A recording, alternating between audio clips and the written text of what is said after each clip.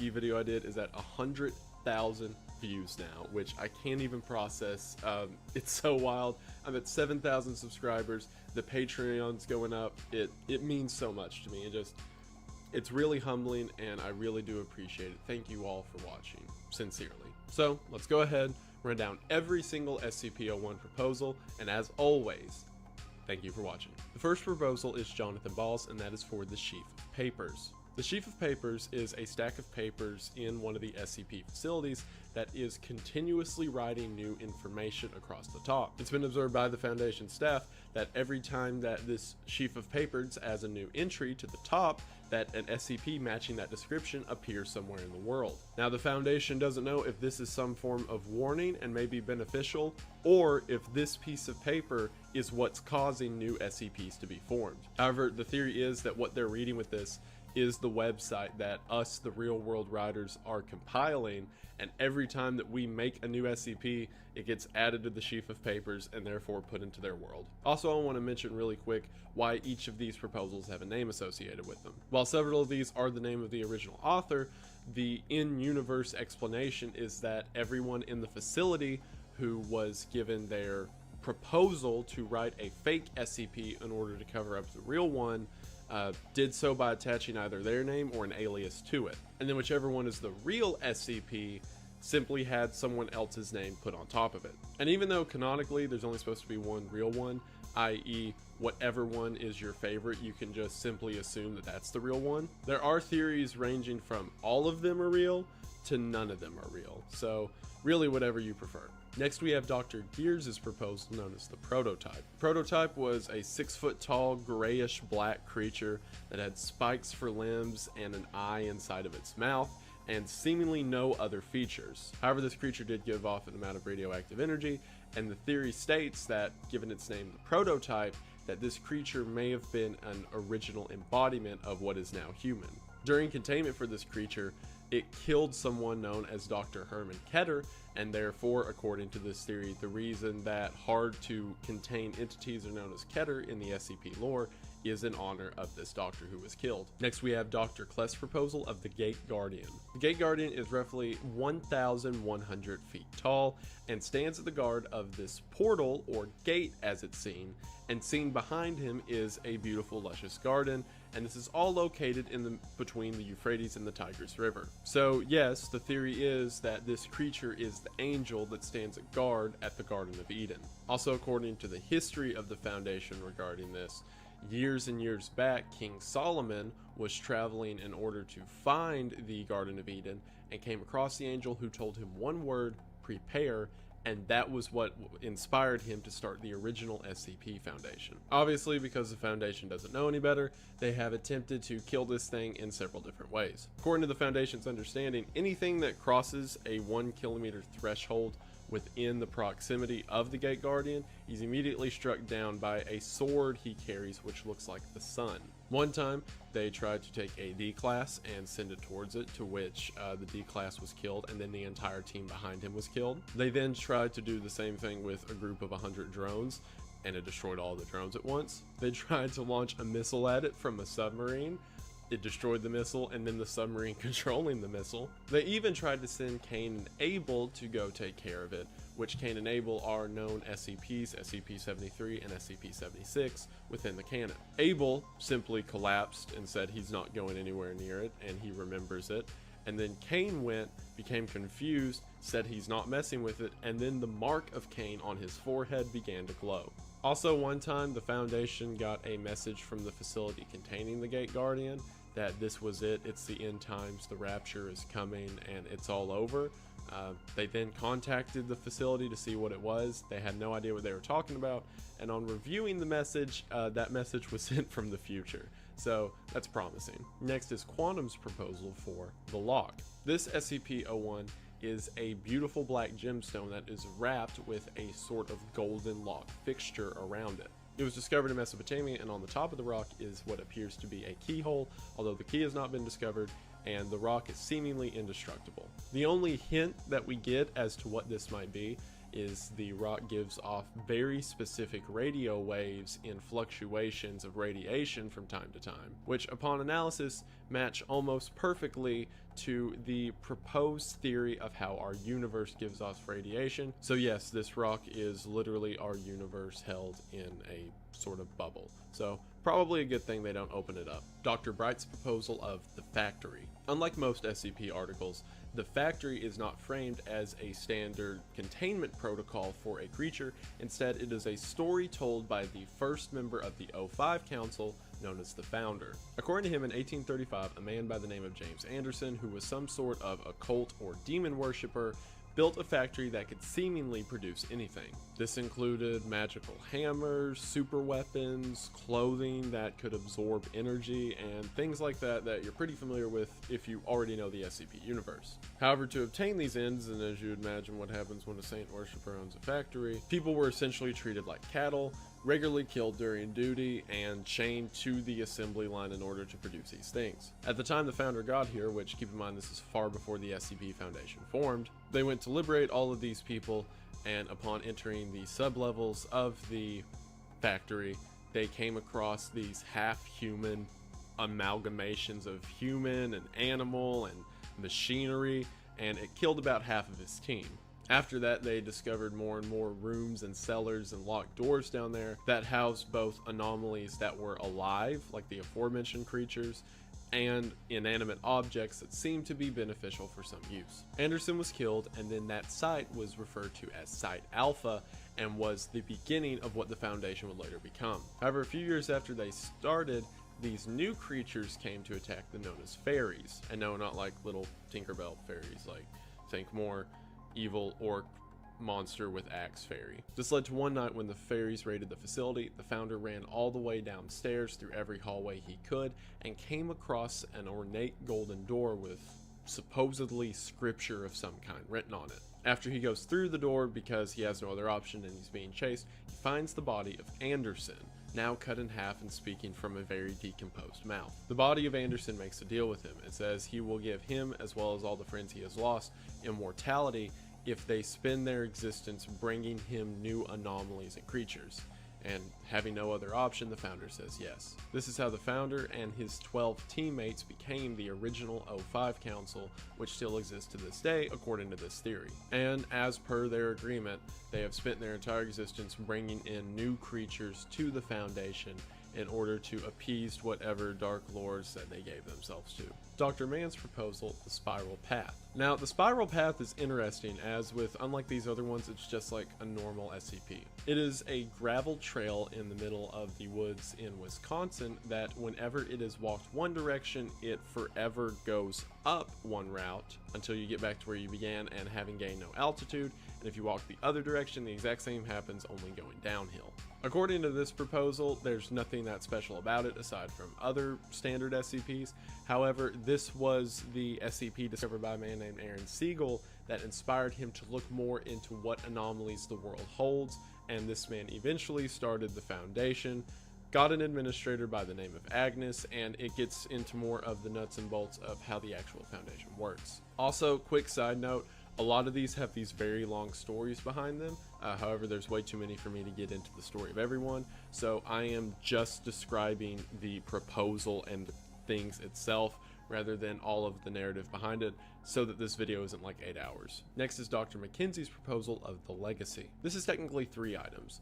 One is a gray box that displays the digital number 23%, and then a redacted number beneath it. The other is a key made of the same material as a gray box, which supposedly fits into the gray box, and then finally a journal that has not seen any signs of decomposition despite how old it supposedly is. Upon reading the journal, you find out that it is the journal of the fabled administrator. According to this, the administrator is from a parallel universe, but not just a standard one-to-one parallel universe. He is from several parallel universes away. From what he says, in his timeline, humanity had progressed to the point that we were harnessing energy and time in order to make weapons and material. This led to a ripple effect that was going to destroy every universe in existence. So they harnessed their last of their energy to send one man into the next universe over so that he could hopefully figure out how to stop the spread of what was coming. This man became known as the Administrator, and through every universe he would start these organizations in order to better understand anomalous creatures and the supernatural,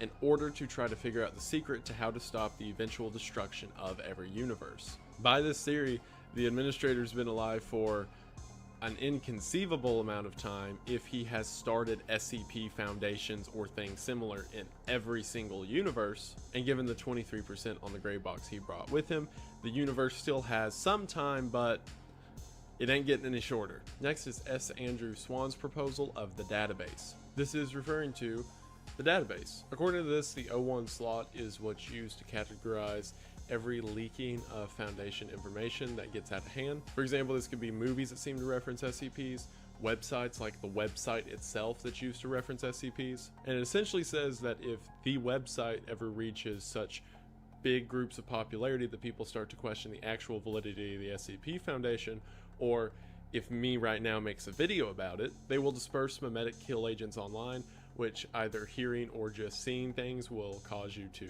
die. So as always, my videos is putting you one day closer to death, so you're welcome. Next we have Scantron's proposal of the Foundation. This is written as an unusual incidents unit file, which I want to make a correction on the SCP video I did previously. The UIU is not a branch of the SCP Foundation, like I said. However, given the fact that they're not privy to the fact that the Foundation exists and are not allowed to interact at the same capacity, they are much less significant than the Foundation.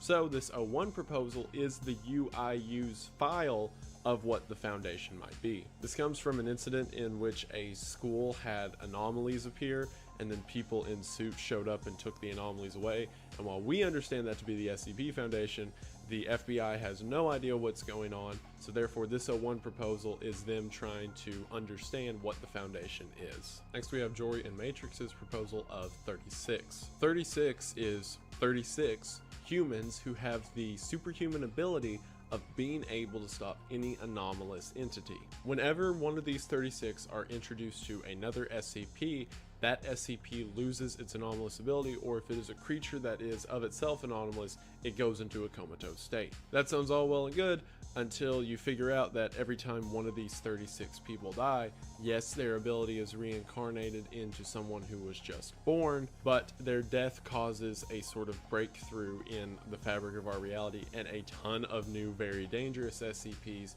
show up around the place they were killed. This implies that the 36 of them exist as a sort of reality anchor, and that whenever they come in contact with something that defies the rules of reality, it creates a sort of paradox. Therefore, the supernatural thing has to be put away. Also, supposedly, if all 36 of them come together, something will happen, although no one knows what. However, given their properties of being reality anchors, either all the SCPs may go away, or all the SCPs may show up. Next is Rodgett's proposal of Keter duty. According to this O1 proposal, there is a facility known as Olympia located in Greece, which is the site that every single Keter entity that has ever existed has come from. Not only that, but according to this, the reason Keters are the way that they are isn't because of their containment procedures, it's because that is the designation given to one of these creatures from Olympia. According to this, whenever two of these Keter entities interact with each other, the universe gets a little wonky.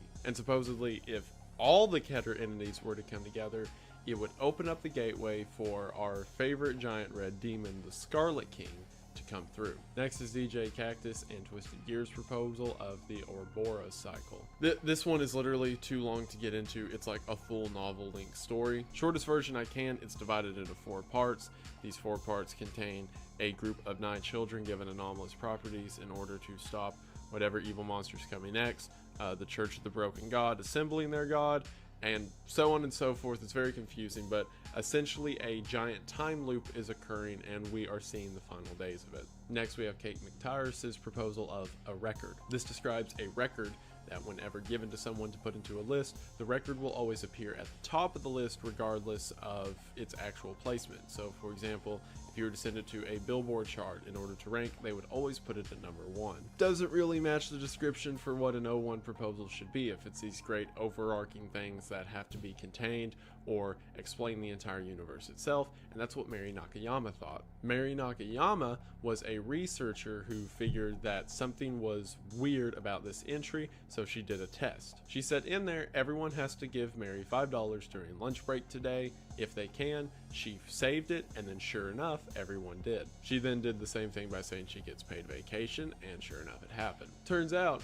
the reason SCP-001 is something so innocuous is whatever you put as the description in 001 will come to be. So Mary did the natural thing and proclaimed herself to be a god of all of time and the universe at once, to which she then disappeared and no one knows what happened. So maybe she is a god out there, who knows. Therefore, SCP-001 is the actual entry of 001, and whatever is written there becomes true. Next we have Kalina's proposal of past and future. This story opens up with O5 member number 2 going to see SCP-411. 411 tells the O5 member that there is coming a sort of end of days, and that it's the final times of planet Earth. What spurred this was SCP-2788, which is a giant ring of protection around the Earth that is invisible to the human eye, being destroyed. According to this, there are these entities out in space that we can't identify, but what we do know is they hate humanity,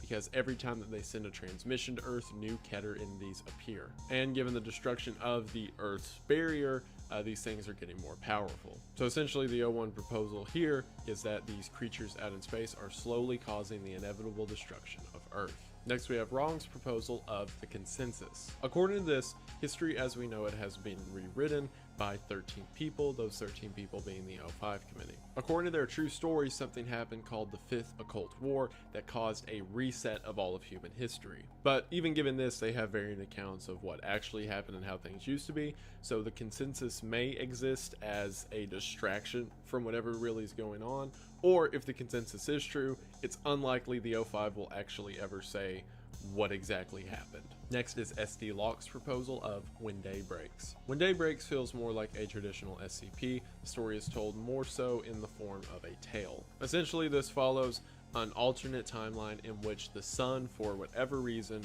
became evil. Whatever sunlight touches immediately forms into this disgusting blob creature. It's described that people melt and then become putty and then join with other melted entities, and these giant thing-like Cronenberg monsters begin to form. So no one can touch the sunlight for any reason, and if you think you're safe to move at night, the moon is reflected sunlight, so no cigar. To give you an idea of how brutal this is, the story follows a group of researchers stuck in an SCP facility who they managed to convince a D class to try to lead one of these blob monsters away from their front door. As the blob monster grabs his foot and begins to pull him in, the D class shoots himself so he won't be turned into one of these things, to which the blob monster pours inside of his suit, rips his body out, brings him back to life just to melt him and then join him, so they literally won't let you die. The rest of the story follows the sole survivor of this group as they try to make it to Site-19, which is supposedly humanity's last safe hold. I don't want to spoil the ending though, as I encourage you to read this one for yourself. Next we have Spike Brennan's proposal of God's blind spot. According to this, in the middle of Sinai, there is an area completely devoid of Akiva radiation. Akiva radiation, as described by this proposal, is ambient radiation that exists anywhere that God also exists, or death itself, or life, or whatever have you. What this means is no one inside of this given area in the Middle East can die, or at least by natural means, because of course the Foundation kept testing this by like cutting people's limbs off and they lived. So then they eventually ran someone through an incinerator and they died. According to this story, the O5 Council has set up their base there, and the reason all of them are presumed to be immortal is because they're simply staying in an area in which no one is allowed to die, or even age for that matter. The justification for the story comes from Exodus chapter 4, in which it said God sought to kill Moses. According to this whole overarching story, the fact that God could not kill him implies that Moses was in a place to which God could not kill him. Therefore, as noted by historians who came before, such as Napoleon, this location is God's blind spot. Next is WJS's proposal of normalcy. This is exactly what it says. SCP-001 is simply a definition of what normal is, and therefore what every anomaly isn't. It then goes into one of the O5 members talking about the importance of normalcy, and why, despite the damage that an SCP may or may not cause, why it's so important to protect the world from things that the world can't explain. Next is Billis' proposal of the world at large. This one starts off with a group receiving a very odd transmission of way out in space there seems to be some anomaly showing signs of life. We eventually find out that we are reading this from the perspective of a separate entity, supposedly some energy being that doesn't exist the same way that we think existence to occur, and this anomaly that they're referring to is Earth. Since it is so weird that a planet can support a carbon-based life form, the anomaly, or the original anomaly, is our existence itself. Next is Tanhony's proposal of Dead Men. This one's a really good read. The actual O1 itself is an old man who was discovered during an occult ritual whose body had been permanently fused with death itself. The O5 committee used this to their advantage, to which they took this old man to the facility and used amnestics to remove all memory of the O5's faces. What this means is that because death does not recognize the O5 can never die. This story also gets into something rarely mentioned in the SCP lore, and that is the Ethics Committee. Now, the Ethics Committee is pretty much a joke, a group of people who make sure that the organization that runs people through a meat grinder for fun stays ethical. However, according to this, the administrator created the Ethics Committee in order to keep an eye on the O5 Council. The Ethics Committee views this action of making themselves immortal as too immoral, and therefore a plan is hatched in which the Ethics Committee group of soldiers known as Law's Left Hand goes against the O5's Red Right Hand, to which eventually the Ethics Committee leader makes Death itself look at all of the O5 members' faces. The Ethics Committee man shoots himself while Death is watching, therefore assuring he dies and the O5 can't bring him back to torture him. Then the story ends with our new member of the O5 Council, Dr. Gears, figuring out that shortly after this happened, all of the O5 died of natural causes. Next is Lily's proposal for The World's Gone Beautiful. This one's very simple. 24 hours before the world is destroyed by whatever supernatural entity occurs, there is going to be these flowers and birds and natural beauty that blooms all over the world at once. This blooming is SCP-001, and it is in no way related to the causation of whatever destroys the world. It's simply a warning and a time of peace that can occur before the world ends. Procedures if O1 happens in this scenario is to simply let out every entity that won't hurt people, let everyone leave, and spend their last day however they wish. Next is Tufto's proposal of the Scarlet King. Scarlet King, like the Ouroboros cycle, is a really long one that I'm not going to get into now. The shorter version is that the Scarlet King is an entity that is seen and mentioned throughout the entire SCP canon. According to this, the Foundation eventually discovers what the deal with him is. Anytime that a group on Earth has ever tried to assert their dominance or to create these overarching groups such as empires or governments or what have you, the Scarlet King gets more powerful through the tyranny of man. Because of this, the Foundation itself, trying to assert dominance even if it is unknown to the public across the entire world, is making the Scarlet King more powerful. Therefore, this SCP-01 is a antithesis of the Foundation itself, because every time they discover more about the world and contain it, they are building up to the inevitable apocalypse that they themselves are creating. In the last video I talked about 231 and Operation Montauk and a bunch of more stuff describing the Scarlet King that I won't get into here, but if you're interested, check that out, and I may make a whole video about him in the future. Next is Jim North's proposal of a simple toy maker. This is in reference to Dr. Wondertainment, which, if you're familiar with SCP, you'll know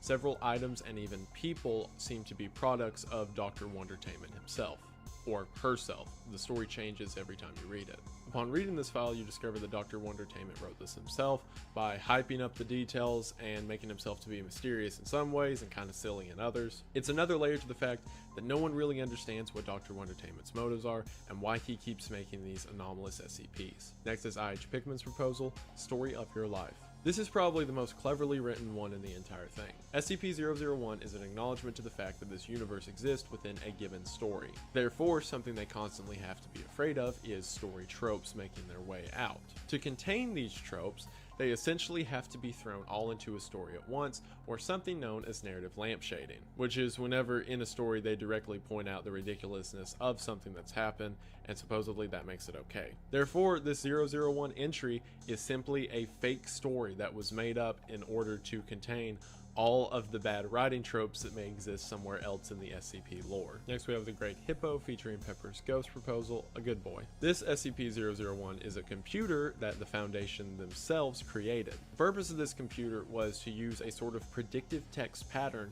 to analyze all of the information brought in about previous SCPs in order to determine where new ones would come up. Then they decided to use it to determine how to best contain and neutralize these beings. However, the computer kind of got carried away with the neutralized part. See, it didn't really understand like ethics or morality in any regard, so all it kept suggesting was the most brutal ways to torture and kill people because it might do something. It referred to everyone in the Foundation who helped the Foundation as good boys, and then it started suggesting that they kill everyone that wasn't a good boy, i.e. if a doctor had a moral problem with what the computer suggested, they should kill them. This leads to the entire O5 Council telling the computer that they are good boys and should be left alone. Some of the things the computer suggested was everyone cover yourselves in green foam and stand in T posing around 106 and that will disable it. Another is that they take every Coke product off of shelves and put the blood of virgins into each can.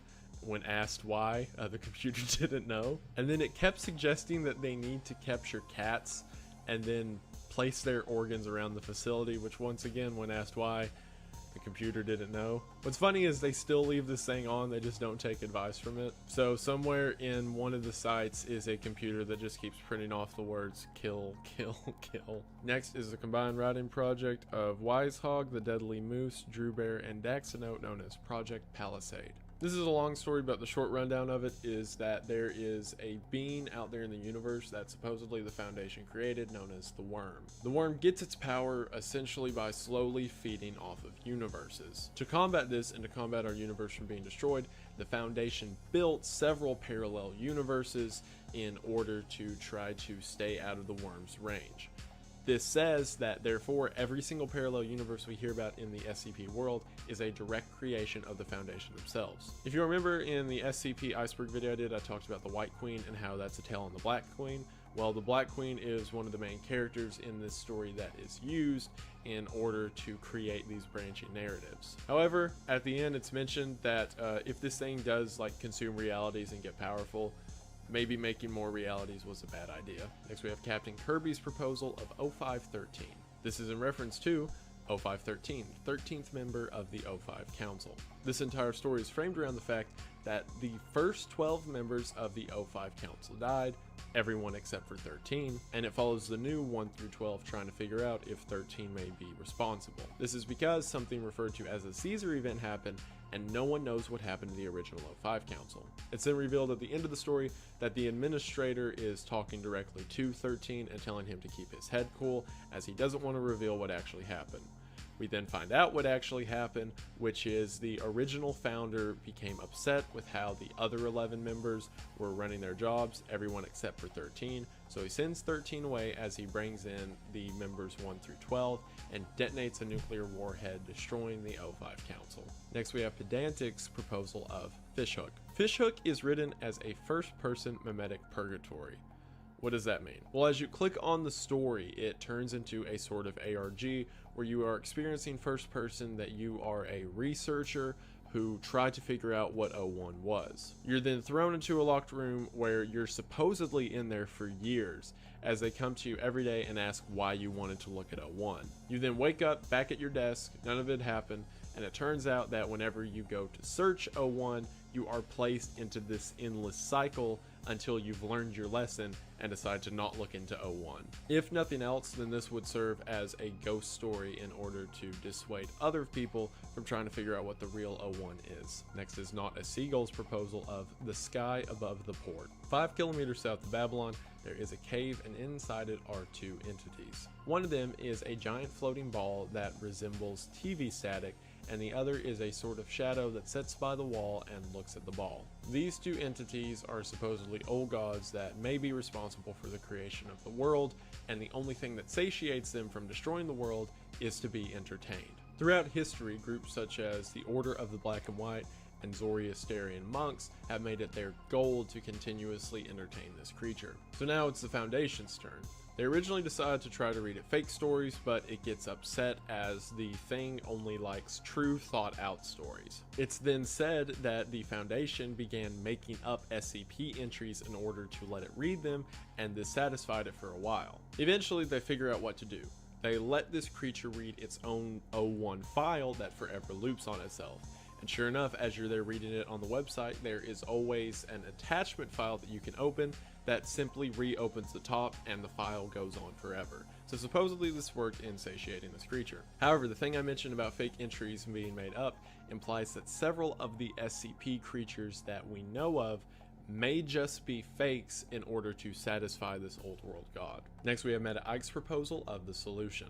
The solution was a device that was created in order to reset reality if ever needed. This was created by the Foundation, reason for it being with so many world-ending creatures that you have, if any of them were about to totally wipe out humanity, it would be better to reset timeline to before it happened and you could fill in the blanks. However, this device began to show signs of sentience and that really scared the Foundation, so they tried to reboot it, and whenever they did, the device went ahead and started remaking reality itself. However, because no one entered in the rest of the information before it reset reality, there were several missing gaps, and that is the reality we currently exist in. The reason we don't know where humanity came from or why so many anomalies exist is because of these missing gaps that this computer left in. Next we have Norbox's proposal of the Tindalos Trinity. The story opens where we get three slightly different explanations of what seems to be the same events. It describes SCP-01 as a sort of ghost shadow figure that moves through walls at any given rate. What we're actually seeing is the point of view of three different timelines, with each one watching their reality slowly bend towards another.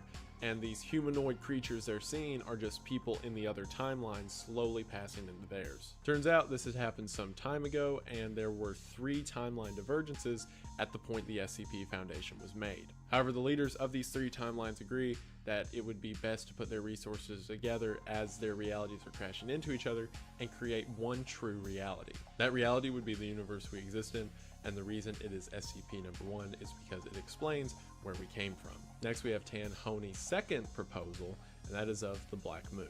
This describes a sort of cycle that occurs. Supposedly there's this creature known as the Black Moon who has existed for as long as time itself has existed. At any time at once, it can turn any number of people into a sort of black solid material that then disintegrates and disappears. This power seemingly knows no bounds, and anytime this thing wants, all of humanity could be wiped out with one move. The only thing that can supposedly fight the Black Moon is its counterbalance, as it's known, also to us known as the Administrator. According to this, the Administrator existed before names existed, meaning there was so few people on Earth that they didn't even think to call each other anything. When he was a young boy, a man came up to him and told him that it was his responsibility to fight the Black Moon, and he gave him the powers of immortality. The Administrator has spent his entire existence trying to figure out a way to destroy the Black Moon, and started the SCP Foundation some thousands of years ago as a means of doing so.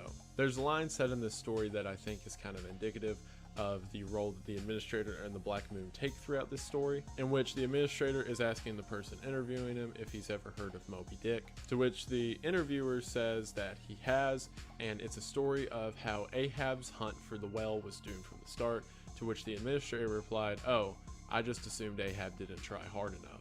At the end of the story, we see that the Black Moon wins, wipes out humanity, to which the Administrator and the Black Moon get into a fight with each other. The Administrator barely prevails and uses the last of his powers that he stole from the Black Moon in order to create a new world with his final words, "Let there be light." Implication being that a new universe was created with a new Black Moon, and eventually the Administrator himself will become the old man who tells a young boy in primordial times that it is his job to fight the Black Moon, and the cycle will repeat on itself. Also, Reading all of these proposals, the phrase "does the black moon howl" kept popping up. I did a bunch to try to figure out how this relates to stuff.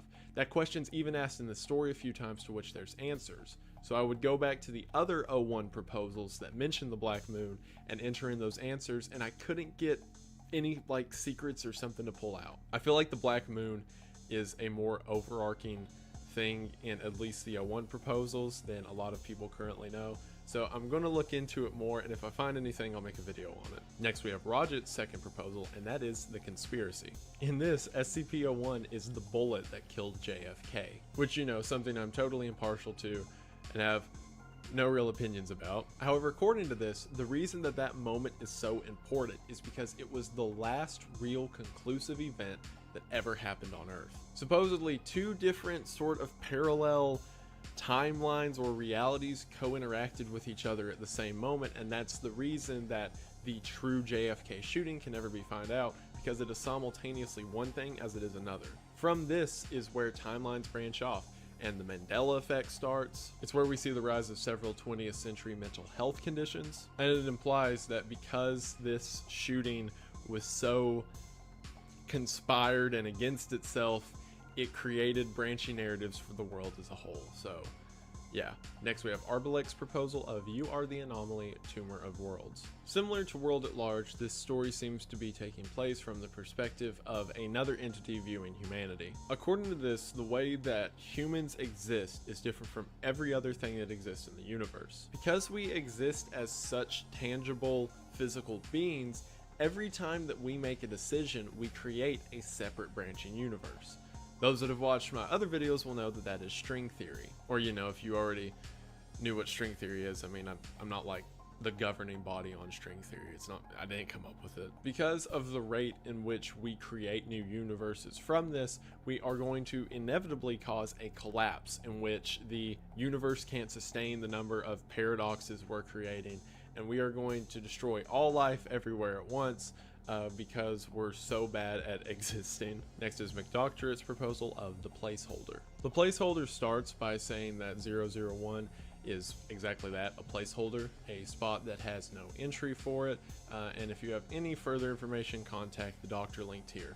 Then whenever you contact the doctor linked here, you're taken to a file saying that this doctor doesn't actually exist, and something weird's going on here with the 001.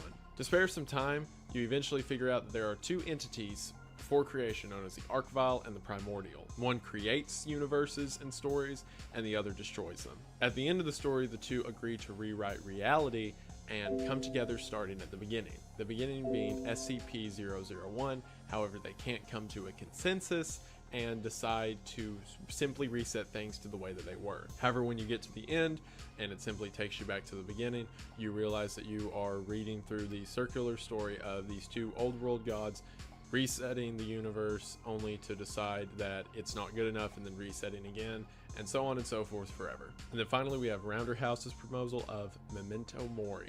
I should also mention that Memento Mori means a harbinger or sign of coming death. According to this, SCP-01 is the administrator's mansion located in Virginia. Supposedly this is the site that the O5 Council resides in. Every single room of this mansion is in itself anomalous and describes something about that member of the O5 Council. You can even read into it and read the entries for what each room is and try to deduce from that what the O5 member might be. However, we're following from the perspective of the 13th member, to which he then goes out to the back of the house and sees a graveyard. There, in the graves, are the bodies of all 12 O5 members with their specific names and descriptions. It's said there that the descriptions change depending on how the reader feels about the person buried there. We then find out at the very end of this story that this 13th member we're reading from the perspective of is Dr. Gears, with the final part of the story being the administrator inviting Dr. Gears to death, as Dr. Gears is reading the tombstones of the other 12 members, and when he gets to his own tombstone, it simply says Memento Mori. The implication being that this SCP-01 could be viewed as the end of the Foundation, or at least the O5 Council itself, and we see one of its members, one of its first members, Dr. Gears, being reminded and then confronting his own death. And that is it for the O1 proposals. Now this is an ongoing thing and more keep being added, So if more are added in the future, enough to make another video on, then I certainly will and cover all the new ones. However, this is my first branch into SCP content that's not also Iceberg content, so very sincerely, I hope you enjoyed, and thank you for watching. Like I mentioned before, I'm blown away with how well I'm doing, and it's all thanks to you guys. It really does mean the most. I hope that you enjoyed. I want to say a very big thank you to everyone who watched. Massive thank you to all my subscribers. Giant thank you to all my Patreons, and a very, very huge thank you to my top tier patrons. Thank you, Kayla. Thank you, Pef. Thank you, Eddie. Thank you, Benjamin. Thank you, Tim. Thank you, Publius. Thank you, Saucy. Thank you, Phasia. Thank you, Steven. And thank you to the new members of the Patreon family. Thank you, Tasty Waves. Thank you, Kevin. And thank you, Cody. It really does mean the most, and I've said it before and I'll say it again. I cannot do it without you guys. Also, a lot of you guys on the subreddit have been making artwork of me and things I mentioned in videos, which it's so cool. It's so humbling. I really can't believe it. So I'm going to start showing that at the end of videos as it comes up. So here's some of that taken off the subreddit. Thank you all so much for that. Links to the Patreon, subreddit.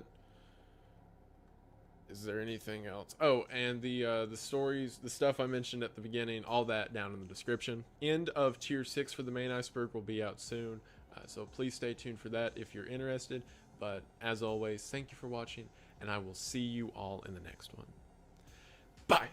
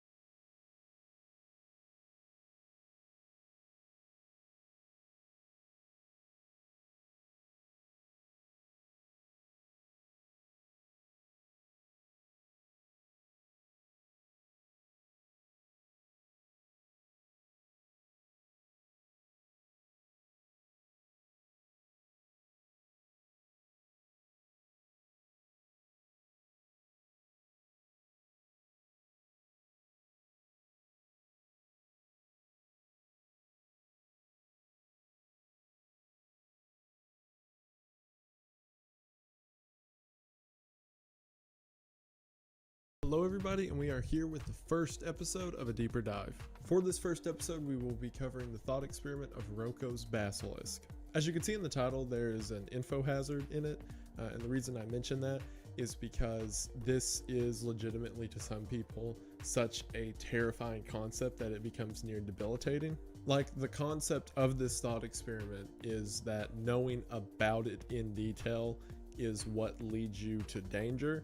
So if you're someone who has real problems with existentialism or something like that, this may not be the video for you, but it was such a widespread problem online that I wanted to put that disclaimer out there. Without further ado, we'll go ahead and get into it.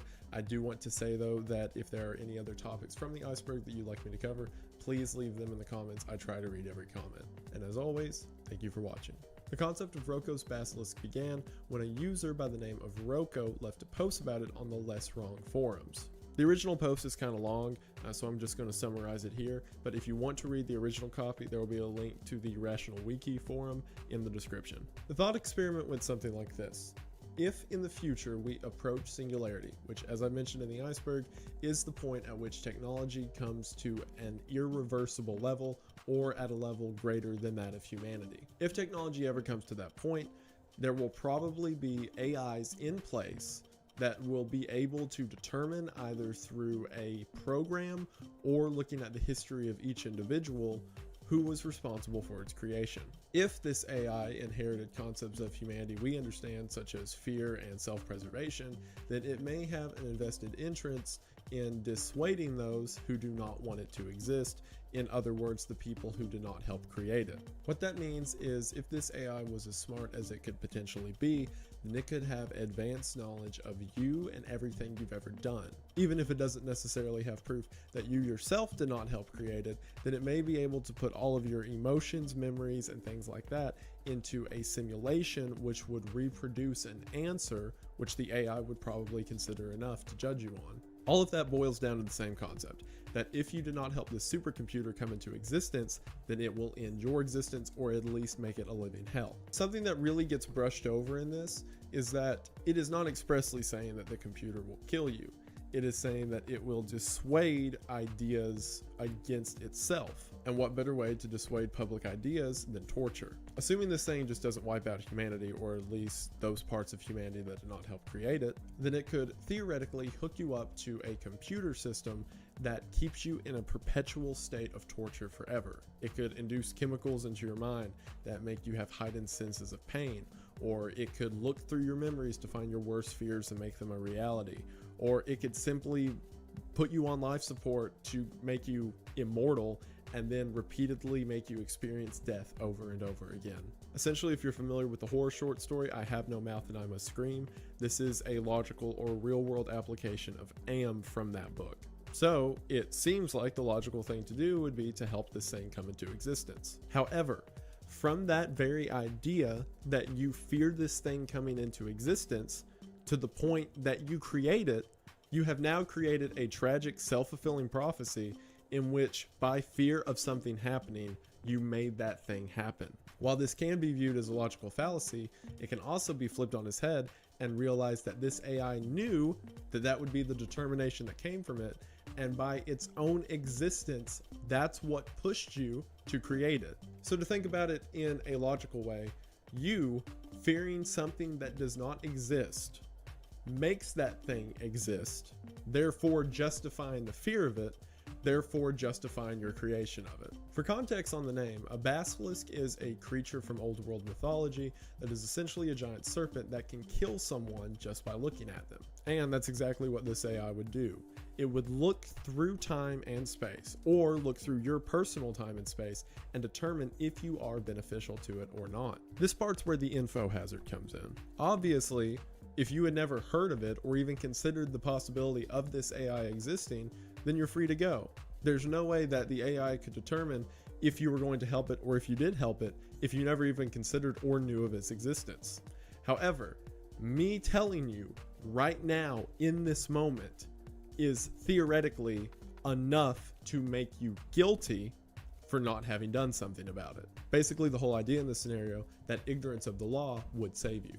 However, me explaining it to you now got rid of your guiltlessness. So You're welcome. Now you may be asking yourself, I'm just some person who lives at home and has absolutely no understanding of AI or technology or anything else and cannot do anything to help. Well, that would be all fine and dandy if it wasn't for the quantum billionaire concept. If you'll remember in the iceberg video, I think it was the same video that I mentioned Rokos Basilisk, I talked about the idea of quantum suicide and immortality.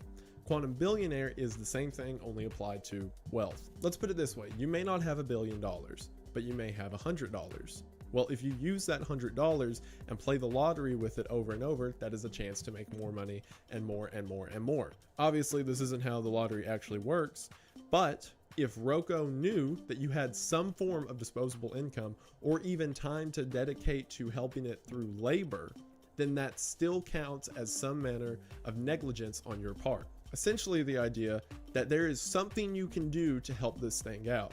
And now because you know about it and aren't doing it, you're guilty.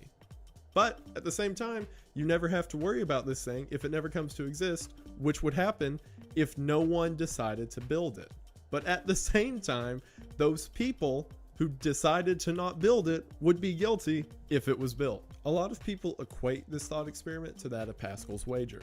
I'm probably out of frame for this, but that's fine. I wanted to use the whiteboard.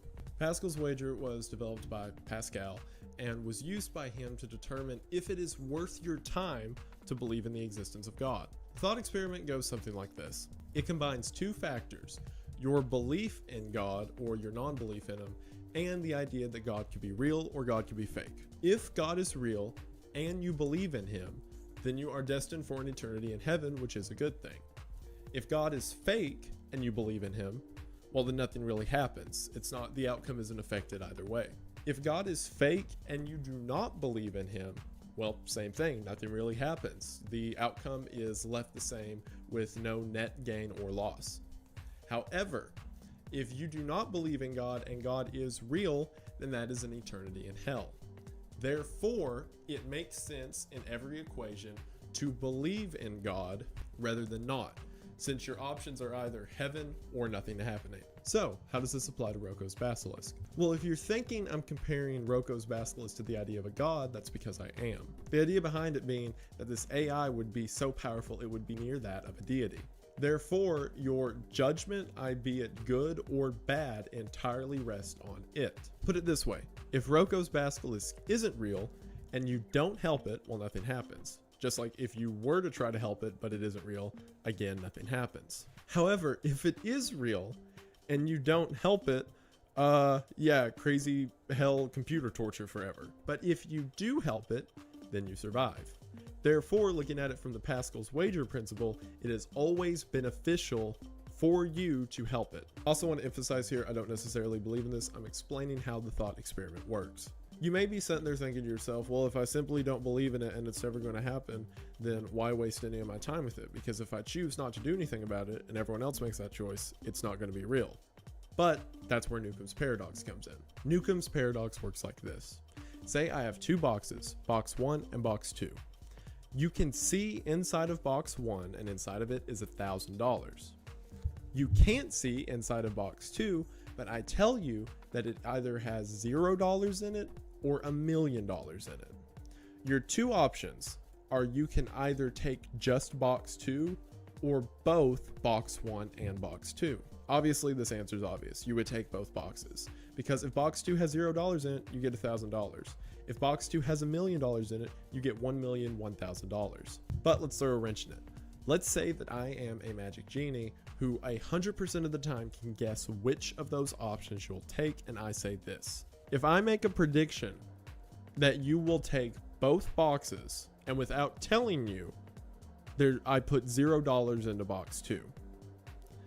If I make a prediction that you will just take box 2, then I put $1 million into box 2. So basically, I, with my magic genie powers, am predicting which of the choices you will take. Now, this still should be pretty easy, because if I am right 100% of the time, and say you choose to take both boxes, well, then there's going to be 0 in box 2, which means you just get $1,000. And again, assuming that I am right 100% of the time, and you decide to take box 2, well, that's $1 million. But what if I'm not right 100% of the time? What if I'm right 90% of the time? Well, that's still a pretty good chance, but there's that 10% chance that you'll miss out on $1,000 because you decided to take box 2. And if that happened to be 10% of the time I'm wrong, you now don't have any money to show for it. But what if I'm 80% correct, or 70, or 60, or on and on it keeps going? What if your outcome was based on my prediction of what you would choose? And this in itself is a hard concept to deal with, because how could you choose both boxes, or at least be predicted to choose both boxes, but then choose just the second box? How could you go against your own prediction of what you chose? Without getting into all the numbers theory of it, the reason Newcomb's paradox has been so confounding for such a long time is because it takes two separate concepts of rationality and pins them against each other. One side being I will take the option that will give me the most profit, the other side being I will take the most stable option. Because again, no matter what happens, if you pick both boxes, you get $1,000. But depending on my prediction of what you do, you may get $1 million or you may get none. I hope that didn't confuse you, because now I'm going to apply that to Roko's Basilisk. The idea being, if Roko is this future AI that is determining who was responsible for its creation, then your decision, if you should help it or not, may not necessarily be up to you. If Roko simply runs simulations of our brain patterns to see what we would do, then it is the probability of what we would do that judges us rather than our actual actions. It's as if Roko's Basilisk is the genie that is judging you to determine what the outcome would be. So therefore, we don't even have agency on our own choice. It's almost as if this future blackmail that's being pressed down upon us, we don't even have a say in. The thought concept of Roko's Basilisk presents us with the illusion of choice. We may think that we can apply Pascal's wager to it and say, well, if it's good to help it, then I will help it. However, if this whole thing is just running brain simulations, then you don't actually get to choose. It chooses what you would be most likely to choose, and you don't have a choice in the matter. So you could be cursed to a near internal damnation because your brain waves would likely go the direction away from it. Or if your brainwaves would go the direction towards it, then you are therefore responsible in creating this creation that would build itself together to eliminate those who were not responsible for creating it. Therefore, you have created this paradox that you were worried about through your own tragic self-fulfilling prophecy. I am beginning to see why the heads of Less Wrong decided to delete the original Roko's Basilisk post and tell Roko that he was stupid and should stop talking about it. Roko's Basilisk, as I said before, is a thought experiment in what happens if AI progresses too far, and do we have any agency in our outcome in whatever the new world might be. Also, Elon Musk got with Grimes over a tweet in which he made a joke about Roko's Basilisk. I didn't know where to put that in here, but I just felt like I should share. And that is it for this episode of A Deeper Dive. Thank you all so much for watching. As I mentioned before, if there's any other concepts you want to see me cover, please leave them in the comments below. Also, please let me know what you think of the series, because I would absolutely love to do more. Thank you to all of my subscribers. Very special thank you to all my patrons, and a very, very special thank you to my top tier patrons. Thank you, Kayla. Thank you, Peth.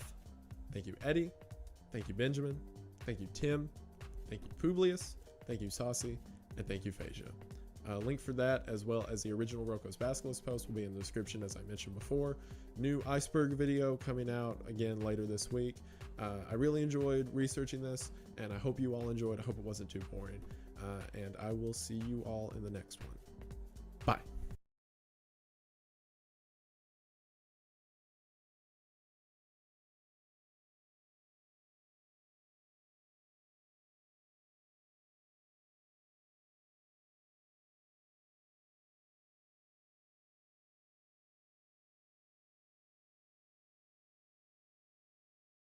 Hi everyone, I'm definitely getting sick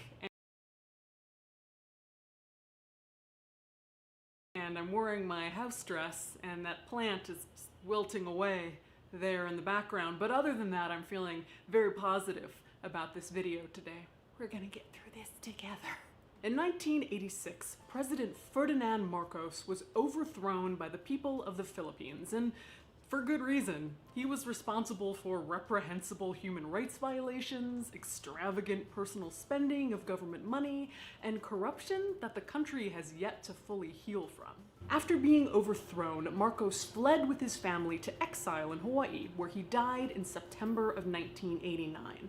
If things had ended there, he would just be a bad, dead dude, not an iconic corpse. But things did not end there.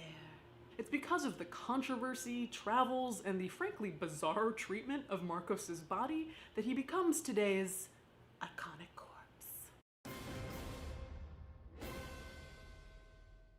During Ferdinand Marcos's 20-year regime as president, dictator, of the Philippines, he was hardly what most would characterize as a hero.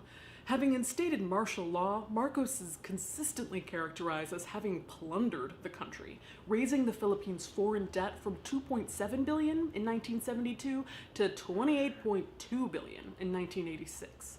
The Marcos family and their associates lived in luxury while the country struggled.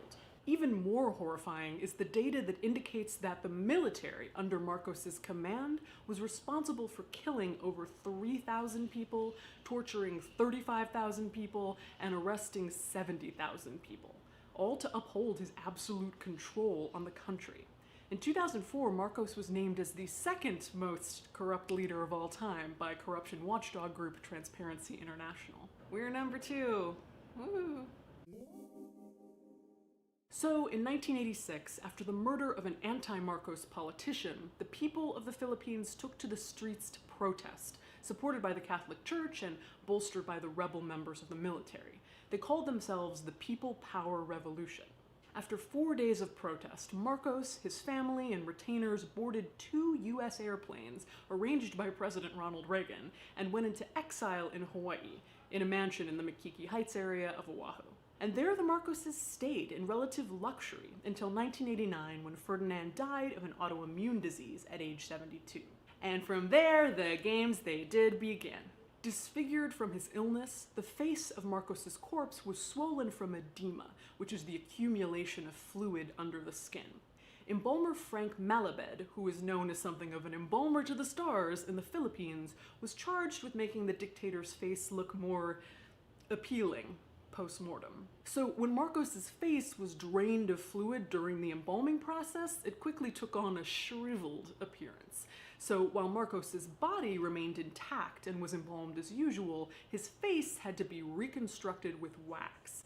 While there was speculation that the body that lay in state was not real, Malabed maintains that aside from the face and hair, the corpse was all Marcos. Once Marcos's body was prepared, his wife Imelda, you know, the lady with all the shoes, placed him in a glass-top refrigerated casket at Byodo Inn Temple in Kaneohe, Oahu. That's my hometown, you guys. There was a half-wax embalmed Philippine dictator living in my town when I was 5 years old. This is the closest I've ever been to an iconic corpse.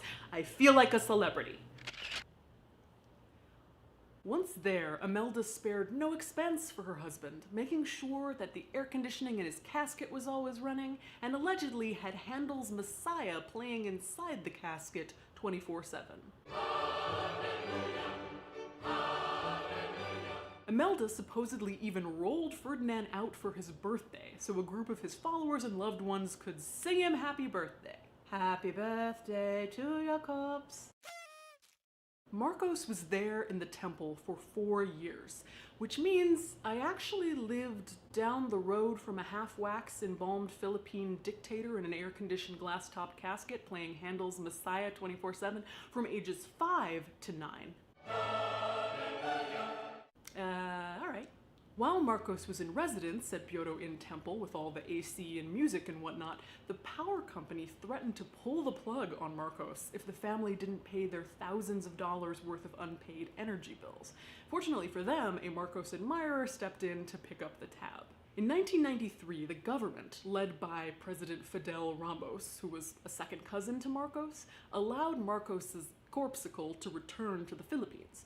However, instead of being buried with a state funeral at the Heroes Cemetery in Manila, as his family wanted, the government insisted that he could only be buried in his home province of Ilocos Norte, in the city of Batac. So Marcos arrived back in the Philippines to much fanfare, greeted by his remaining loyalist.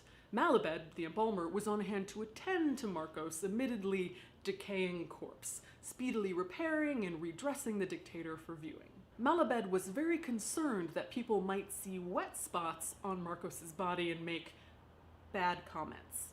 People are so picky. In Batak, Marcos' casketed corpse was laid next to his mother's, who had been on display waiting for Marcos to return since 1988, when she died at 96. Marcos went on to be displayed for over 20 years in a glass casket described as looking like an aquarium inside a specially built mausoleum. This time, a source says, Imelda piped in Mozart for her husband's corpse instead of Handel. With a nearby Marcos Museum documenting his virtue and greatness, the double whammy Marcos memorials were supposed to lure tourists, but never ended up delivering the way Imelda hoped. Folks were more drawn to the casino and golf course in the area where Marcos once played. I personally think the corpse is a bigger draw than a casino, but 7-year-old Caitlin never went to visit him when he was right there in my town, so I'm one to talk, right? But through all this, Imelda, his wife, still petitioned to have her husband buried in Manila at the Heroes Cemetery. In life, Marcos had claimed to be a highly decorated World War II hero, leading a guerrilla resistance unit during the Japanese occupation. But upon further investigation, the claims were found to be highly unlikely, if not entirely fraudulent. Those sticking points, combined with the actions of his presidency, didn't really make him Heroes Cemetery material. However, in 2016, President Duterte, a man protesters have called Marcos's Tinder match made in hell,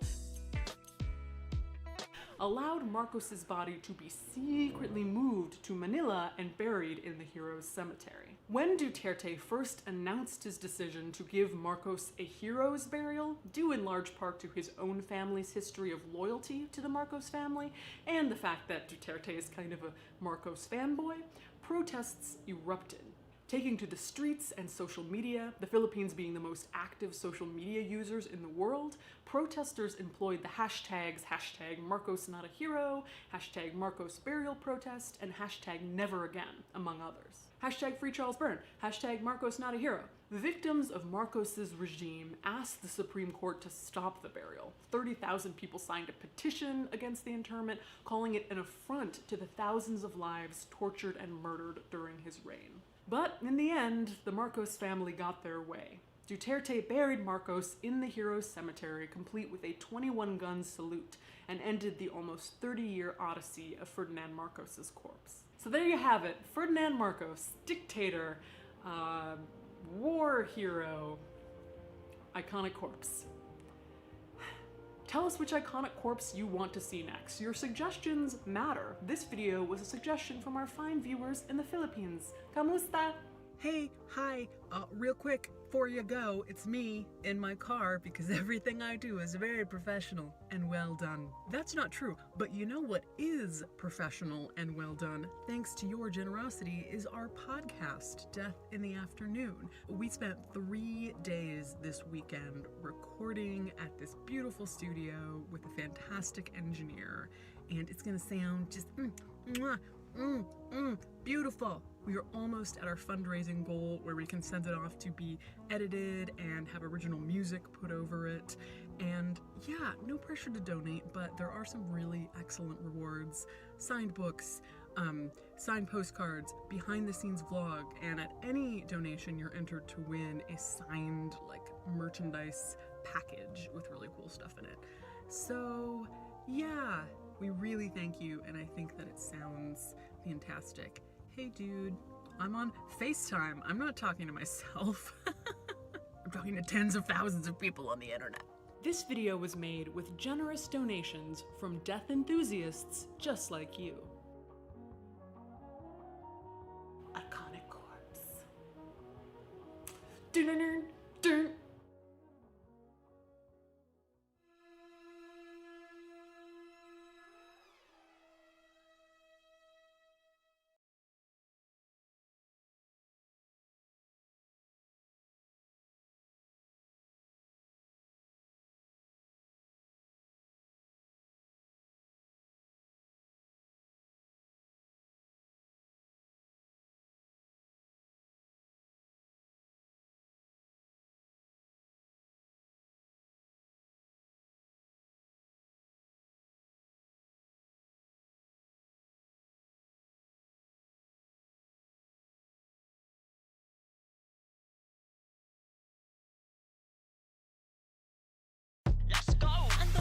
talaga ang nararamdaman kapag sumakit ang lower child, may hilab.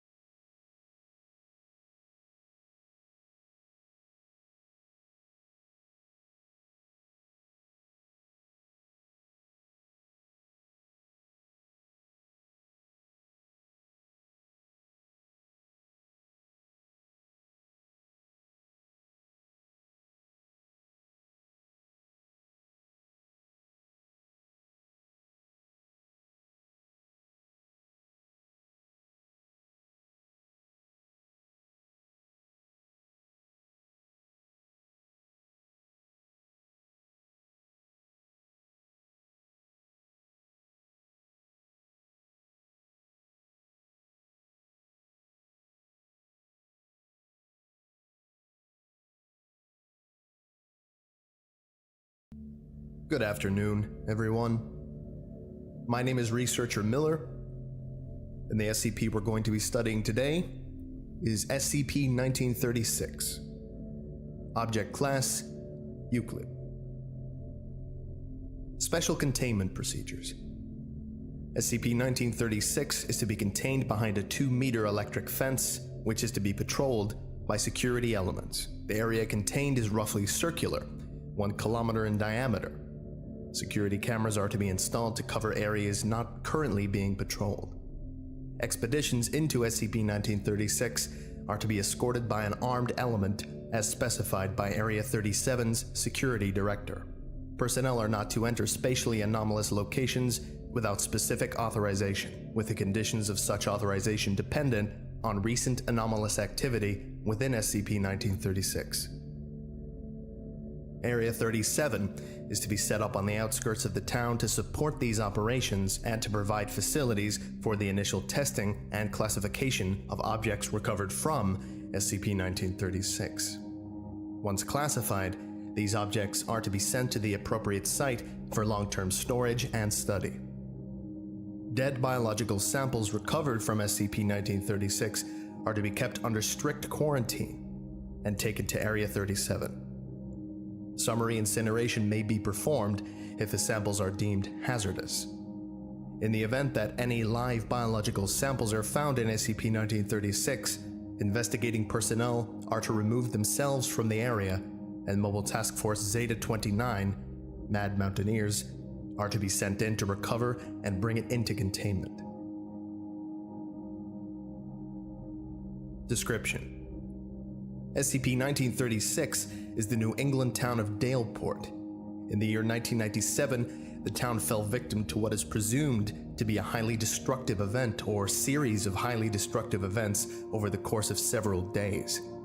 During this time, the Foundation was unable to enter the town or observe any event that occurred therein due to the presence of SCP-1936-1, a gaseous area centered on Daleport that covered the whole town. For further information, see Attempted Expedition 1936. This anomaly is no longer present at SCP-1936, having dissipated a week and a half after its appearance. Dimensions of the remaining buildings have become significantly altered from the original plans, and a large number of them have become topographically inconsistent. Investigations report spatial anomalies, including rooms that become smaller when they are entered, eventually preventing the occupants from moving. Doors that lead to several points at different times of the day, and corridors that, despite leading to only one location, also lead to several different locations. No survivors from the anomalous events which affected Daleport have been found within the town proper, but the remains of a large number of Daleport citizens have been recovered. Cause of death varies, but it appears that a large number committed suicide. In many cases, the remains of these citizens demonstrate anomalous properties, presumed to be a result of the anomalous event. Some of these remains have included a smear of entrails and viscera capable of picking up audio-radio transmissions from up to 6 miles away. Sound is created through vibration of tissues. Subject was found with a small plant that gave out a small constant flame. A torso embedded in a wall. Slight movement of the torso was visible when investigating personnel spoke. Blood continuously manifests 15 centimeters above the torso. The body of an older male with both eyes gouged out. A steady stream of ashes pours from the body's eye sockets, nose, mouth, and ears without any apparent source. Several human corpses discovered in a row on the main street. Flesh, skin, and bone had been removed from a circular portion of their foreheads. Skin and brain tissue surrounding the wound had undergone severe charring. At 7:42 p.m. each day, several floating torsos manifest outside the Johnson Public Library, simulating the motions of running, heading southwest along Market Road. 3 minutes after manifesting, the torsos attempt to leave the road and fade out. The body of a young female that floats steadily upwards when subject to any applied force, regardless of the force's direction. This is Attempted Expedition Log 1936. Due to the unknown status of Daleport's residents, manned and unmanned expeditions were made into SCP-1936-1 to determine the safety of entering SCP-1936-1, ascertain the nature of SCP-1936-1 and its effect, and to facilitate possible recovery of civilians. These expeditions took place over the course of several days as resources arrived on location. Attempted Expedition Log 1936-1. Unmanned Ground Expedition. Procedure. Following the detainment of relevant witnesses and the establishment of a containment perimeter, an unmanned ground vehicle, UGV-1, was sent into SCP-1936-1. UGV-1 was equipped with atmospheric sampling sensors, closed and open circuit biological samples, including several Rattus norvegicus, brown rat, instances. Video and audio recording equipment were also included. Results. UGV-1 found SCP-1936-1 to be composed of sulfur, nitrogen, and carbon oxides. The concentration was found to be at a level where irritation occurs, but would not present a lethal hazard. Biological samples were unaffected in any anomalous manner. Video recording showed a smooth, wasteland-like landscape, starting at 100 meters into SCP-1936-1, and extending up to 2 kilometers from the edge of SCP-1936-1. At this range, radio communication with UGV-1 became degraded, and UGV-1 was returned to the SCP-1936-1's perimeter. Attempted Expedition Log 1936-2. Manned Ground Expedition. Procedure. 2 Class Ds, D512 and D513, were sent into SCP-1936-1 aboard UGV-2. UGV-2 was equipped with a higher wattage radio transceiver than that of UG-1. D512 and D513 wore Level A gas-tight hazmat protective clothing and biotelemetry sensors during the expedition. Results. D512 and D513 were initially taken 1 kilometer from SCP-1936-1's boundary. D513 was ordered to desuit. D513 had been previously briefed on this and compiled promptly. D513 reported no ill effects from exposure to SCP-1936-1. Medical telemetry showed D513 had slight difficulty of breathing, similar to breathing smog. D512 and D513 continually reported flat, featureless terrain while in SCP-1936-1. Unacceptable levels of radio interference began at 3 kilometers from SCP-1936-1's boundary, and UGV-2 was returned to SCP-1936-1's edge. Medical examinations performed upon the return of D512 and D13 showed that they had not been abnormally affected during the expedition. Attempted Expedition Log 1936-3 Armed Manned Ground Expedition. This is a recording, but the foreword is as follows. The following audio log is a recording of an attempted expedition by Mechanized Infantry Platoon Kilo. The platoon was assigned 6 Piranha LAV-5 vehicles designated Alpha through Foxtrot, with mounted environmental analysis equipment. Log begins 3 kilometers into SCP-1936-1. Kilo Actual. This is Mike. Requesting update on your status. Over. Mike, this is Kilo Actual. We're still seeing the terrain is flat. SCP-1936-1 doesn't seem to have changed since we went in. Kilo Actual, this is Bravo Actual. We can see an upwards incline ahead. This is Alpha Actual. We aren't seeing any incline. Check your mark ones over there, Bravo. Alpha, we're going down the incline right now. Alright, we see it. Following you down. Kilo Platoon, this is Charlie Actual. Anyone else seeing the sky out there? We're getting a lot of red and blue patterns. Seems to be screwing up the radio a bit.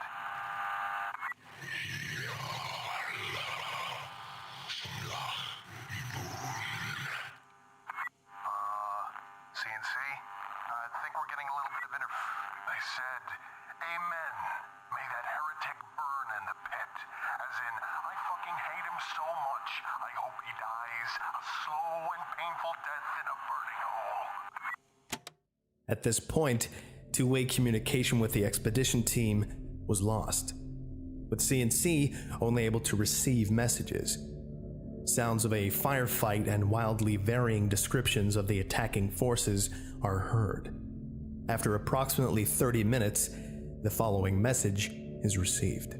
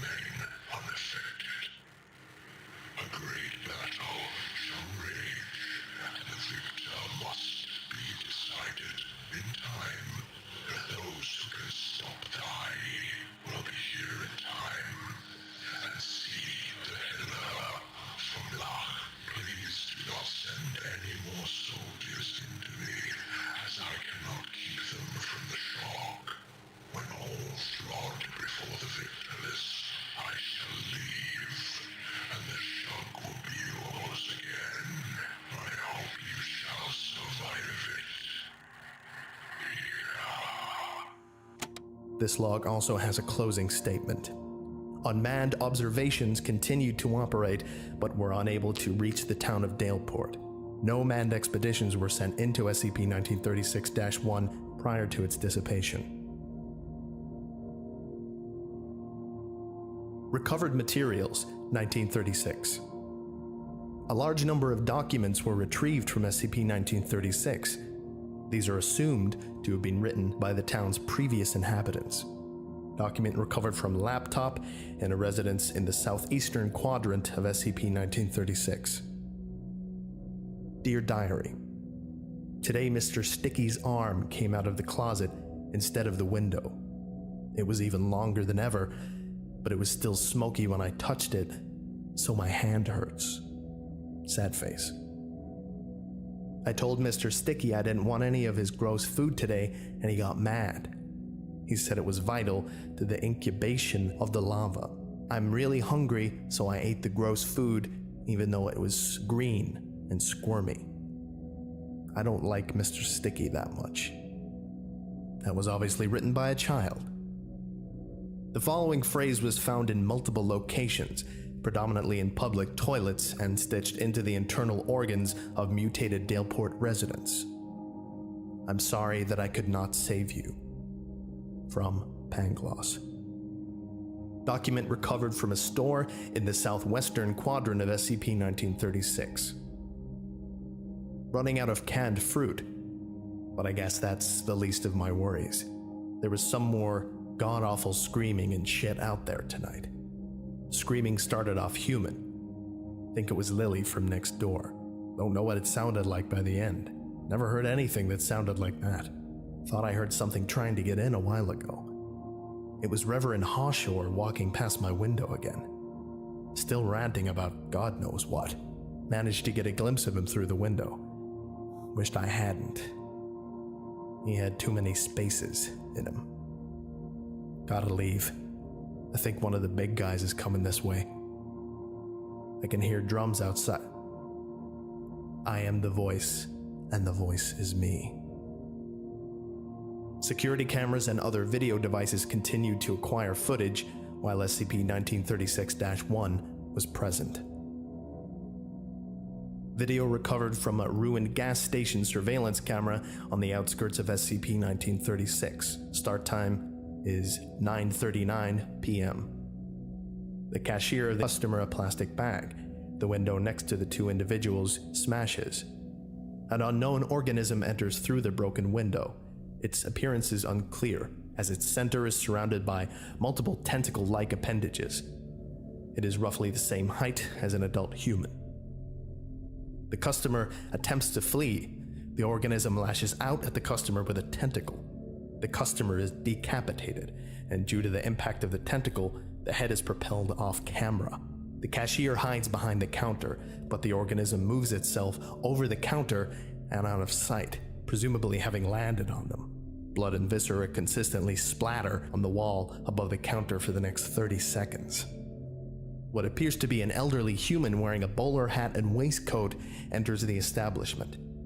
The footage becomes mildly distorted when the individual enters the shot, and increases greatly when it becomes apparent that instead of a face, the individual has a triangle branded onto their skin. The first organism moves back onto the counter, appearing to be wary of the individual. The distortion of the footage increases as several multi-jointed appendages burst from various points on the individual's body. The first organism and the individual engage in hostilities. The organism appears to be in a large degree of pain when touched by the individual and attempts to retreat out of the store. The individual throws the organism out of the store through a wall, creating a large hole in it. The ceiling is seen bulging downwards when the footage ends. Video recovered from security cameras outside the Johnson Public Library, facing Market Street. Start time is 7:40 p.m. A speeding car is seen entering frame from left, traveling along Main Street. The driver appears to lose control of the vehicle and crashes into a lamppost outside the library. As the lamppost is broken, it splits and buckles as a partially translucent spectral entity emerges from within the lamppost. The car's occupants leave the vehicle and begin running southwest along the street, away from the entity. The entity gives chase, floating through the air. This goes on for several minutes, with the entity gaining little ground. Eventually, the entity stops giving chase and undergoes several changes in coloration. A blue-colored shockwave of unknown composition is then released from the entity and travels after the fleeing people. The shockwave passes over the people as they attempt to turn off the road, which causes the people to become transparent and fade. The following footage was pieced together from partially surviving sources centered around the entrance to the town hall. The exterior town hall is shown having sustained damage with the roof in a partial state of collapse. The front doors to the building are missing, replaced with a circular phenomenon glowing the blue-violet end of the spectrum. A convoy of vehicles appears traveling towards Town Hall at speed.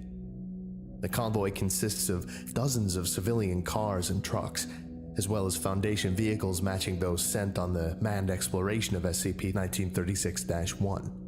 A small number of humaniform robotic entities armed with the firearms of unknown make and manufacture are seen running alongside the vehicles.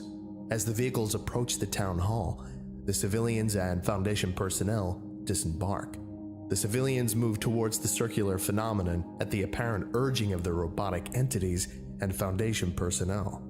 A triradially symmetric organism, approximately 3 meters tall and covered in various technological items, is seen exiting the lead Foundation vehicle. The organism interacts with one of the devices and appears to undergo a series of controlled convulsions for several seconds. As the first civilians reach the circular phenomenon, a fractal-shaped sheet of modal skin jumps from the roof of the hall towards the crowd. Due to its low mass and high drag, this takes several seconds, during which the robots and Foundation personnel open fire on the skin sheet, doing little damage. As the sheet reaches the ground, it leaps towards the nearest civilian and wraps itself around the civilian's head. The triradially symmetric organism runs towards the two, rips the skin sheet off the civilian, throws it to the ground and activates a flamethrower, severely charring the skin sheet and rendering it non-ambulatory. The organism then indicates to several nearby stunned civilians to enter the circular phenomenon. They do so, causing them to disappear from view. The robotic entities and Foundation personnel allow all civilians to enter before collapsing inside the circular phenomenon themselves. When only the radial organism remains, it burns the phrase "Pangloss grants you sanctuary" into the stonework above the town hall's entrance. The circular phenomenon remains in place as the organism leaves. The manifestation at Area 37 of 94 live civilians and of almost all of the missing Foundation personnel in the weeks following SCP-1936-1's disappearance is believed to be related to the above events. Individuals recovered so far have suffered memory loss regarding the events in Daleport, leading to no new information being gathered during the debrief. While analyzing recovered documents to determine the cause of SCP-1936-1's arrival, numerous references were made to a cult named the Victory Society. The following note was discovered in the jacket pocket of a recovered body. The head and left arm of the corpse had swollen to 3 times their regular size. The corpse is believed to be that of James Curtis, who was a member of a local religious organization known as the Victory Society. What we need: 2 trout, a bottle of milk, virginal blood, in brackets, where am I even meant to get that, to be mixed with the milk, also in brackets, he who walks beneath dreams is into that sort of thing apparently.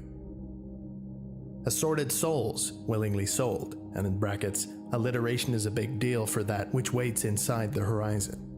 At least 200 beetles, lots of ice, and in brackets, if Hawshore thinks I'm doing the sculpture for this shivering mist thingy, he's got another thing coming. 2 dead bodies have to have been dead for at least a year. Some human eyes. The blind one's meant to have thousands of sockets. I don't think a few eyes are going to do it for him, but oh well. Marky and Dan are getting the rest of the stuff. Laura too, I think. Hawshore just sits at home with his books though. The fuck. The following passage was written on the inside cover of a charred book outside the church at the center of Daleport. The border of the mural is encompassed by Civil Sir, the shivering mist that will descend upon the world during the time of awakening. The mist is all-encompassing and shall act as a barrier to those wishing to stop the awakening, as well as confine the great trinity of potential victors.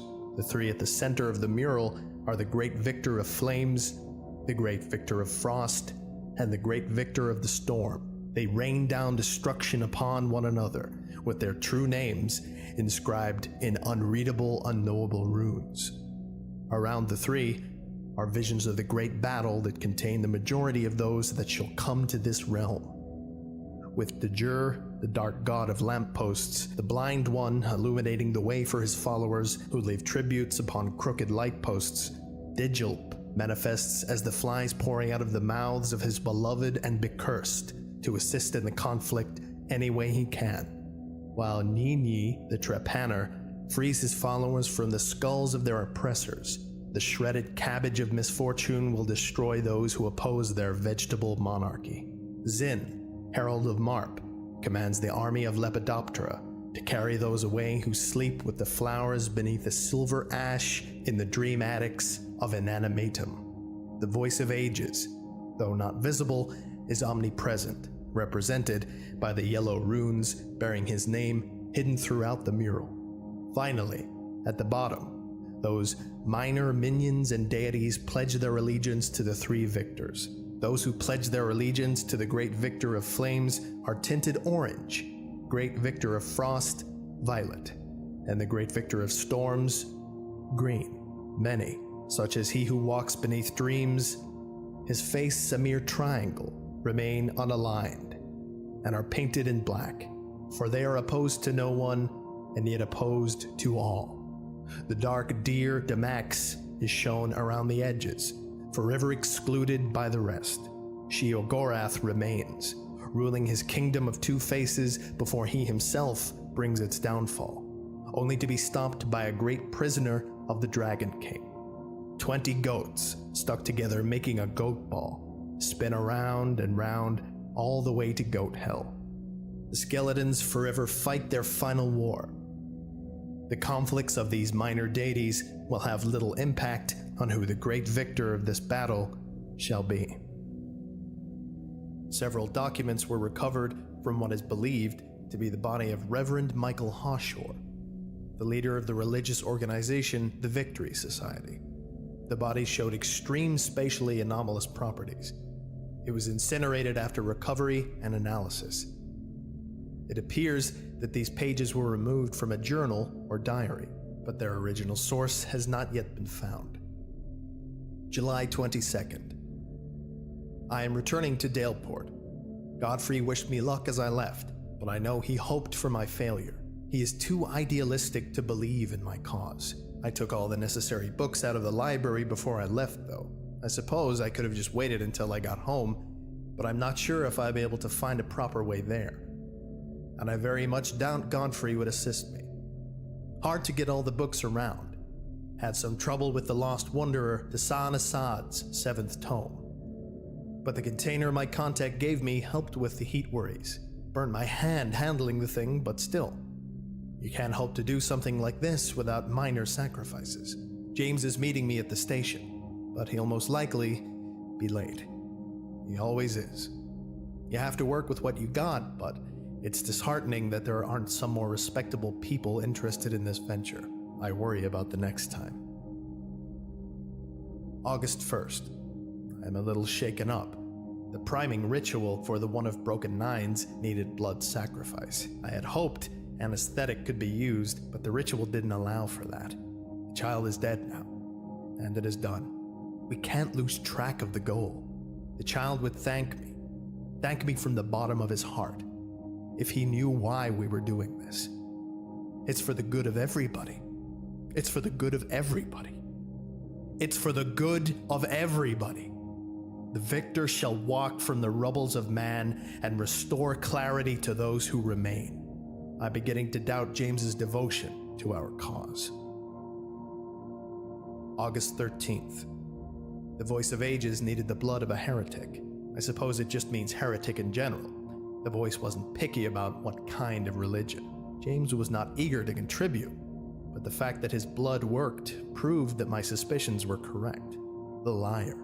He would have doomed us all in his selfishness. Things do not get easier, but my time is coming to an end. I have decided that we will not operate over the next 2 days.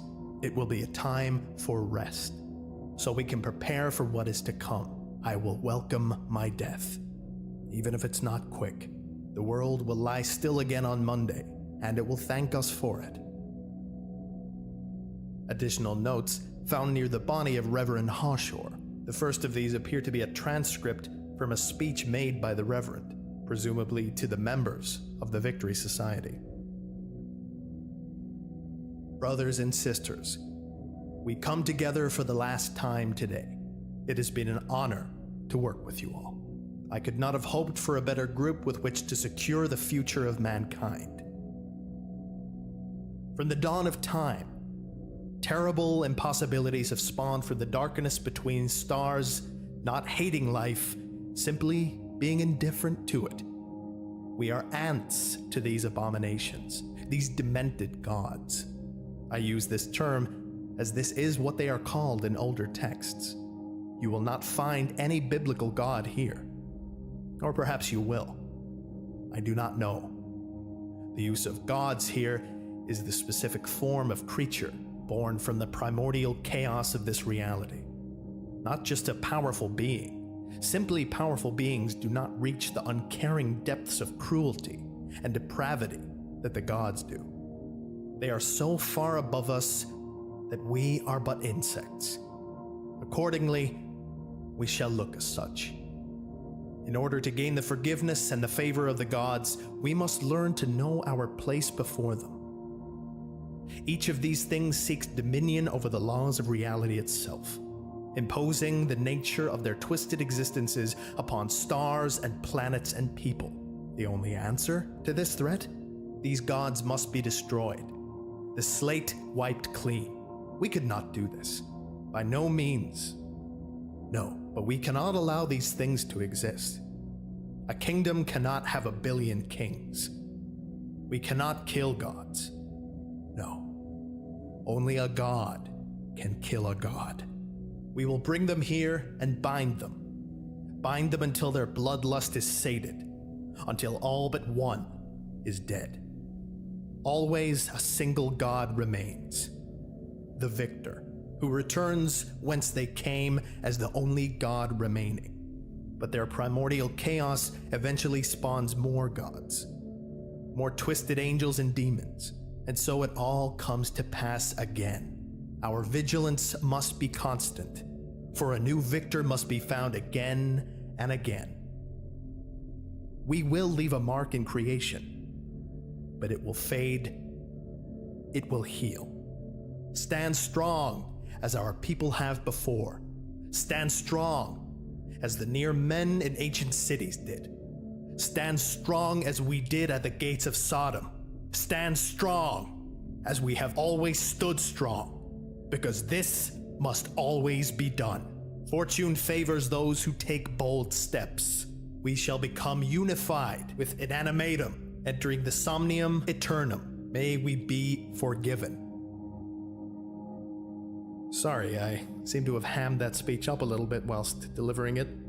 It was purely for dramatic effect. I like to make these lectures more entertaining for you all. Moving on. The following section was found in the back cover of Hawshore's journal. And the victor shall walk away from the rubbles of man and bestow clarity, glory, and majesty to those who remain. From the red of my eyes, I see them. Yes, I do. Yes, I do. And they see me. I do all of it right. And this is my repayment. I do not fear the rubbles of man. They are our glory. I don't know what they are. I don't know what I am. My throat goes somewhere else. My throat goes somewhere else. And I do not like where it goes. In a war there is fire. But here the fire is cold and sideways. And in the atoms themselves, in the minds even, because my headache, like a nut that is cracking because of the baby bird inside it, I must clean my wounds, but my hands are made of wire and cyanide. I can see them towering, and they are nothing. They are the shadow of the tip of a fingernail's fingernail. No. to quell the titans. For fire, ice, and lightning, we must eat babies and live happily ever after. It's not right. They're meant to be dead now. Not meant to be here, no. The victor shall walk from the rubbles of man, and others shall walk behind him. Video recovered from a camera found on a rooftop during an expedition near a church in the center of Daleport.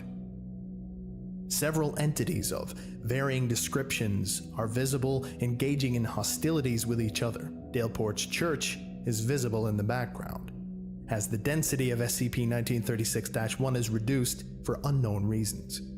A large creature of irregular shape, which appears to be composed of large quantities of stone, soil, and what is thought to be some form of fungi, appears several meters above the church. Camera begins shaking at this time. A sound akin to a distorted whale song is audible. The creature is estimated to be 50 meters in height. A second entity manifests above the church. The entity has a crystalline structure, and a bright light is emanating from its central spire. A 15-second-long screech is audible. Already manifested entities cease hostilities and quickly leave the area in a manner that suggests that they are fleeing. What is presumed to be a third entity manifests, but the camera distortion prevents an analysis of its appearance. A deep humming noise is audible for the duration of the footage, until it cuts out. Okay. Who'd have thought Cthulhu-like mythos was real, huh? Well, that about does it for today. Thank you all for listening, and you are all dismissed. Goodbye.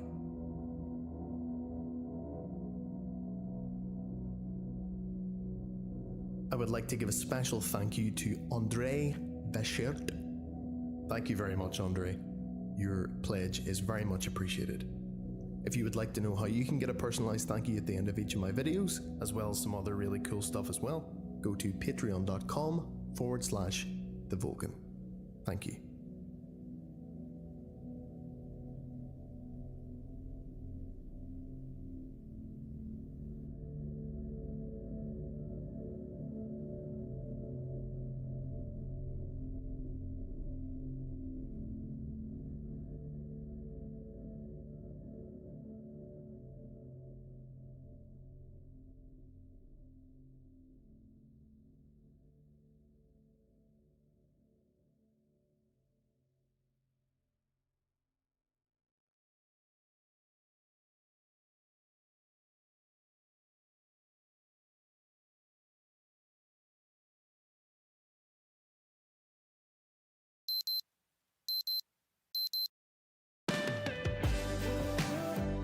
How did you start your day? Even when the world seemed to stop, your home kept going. From home, you found time for old projects and discovered new talents.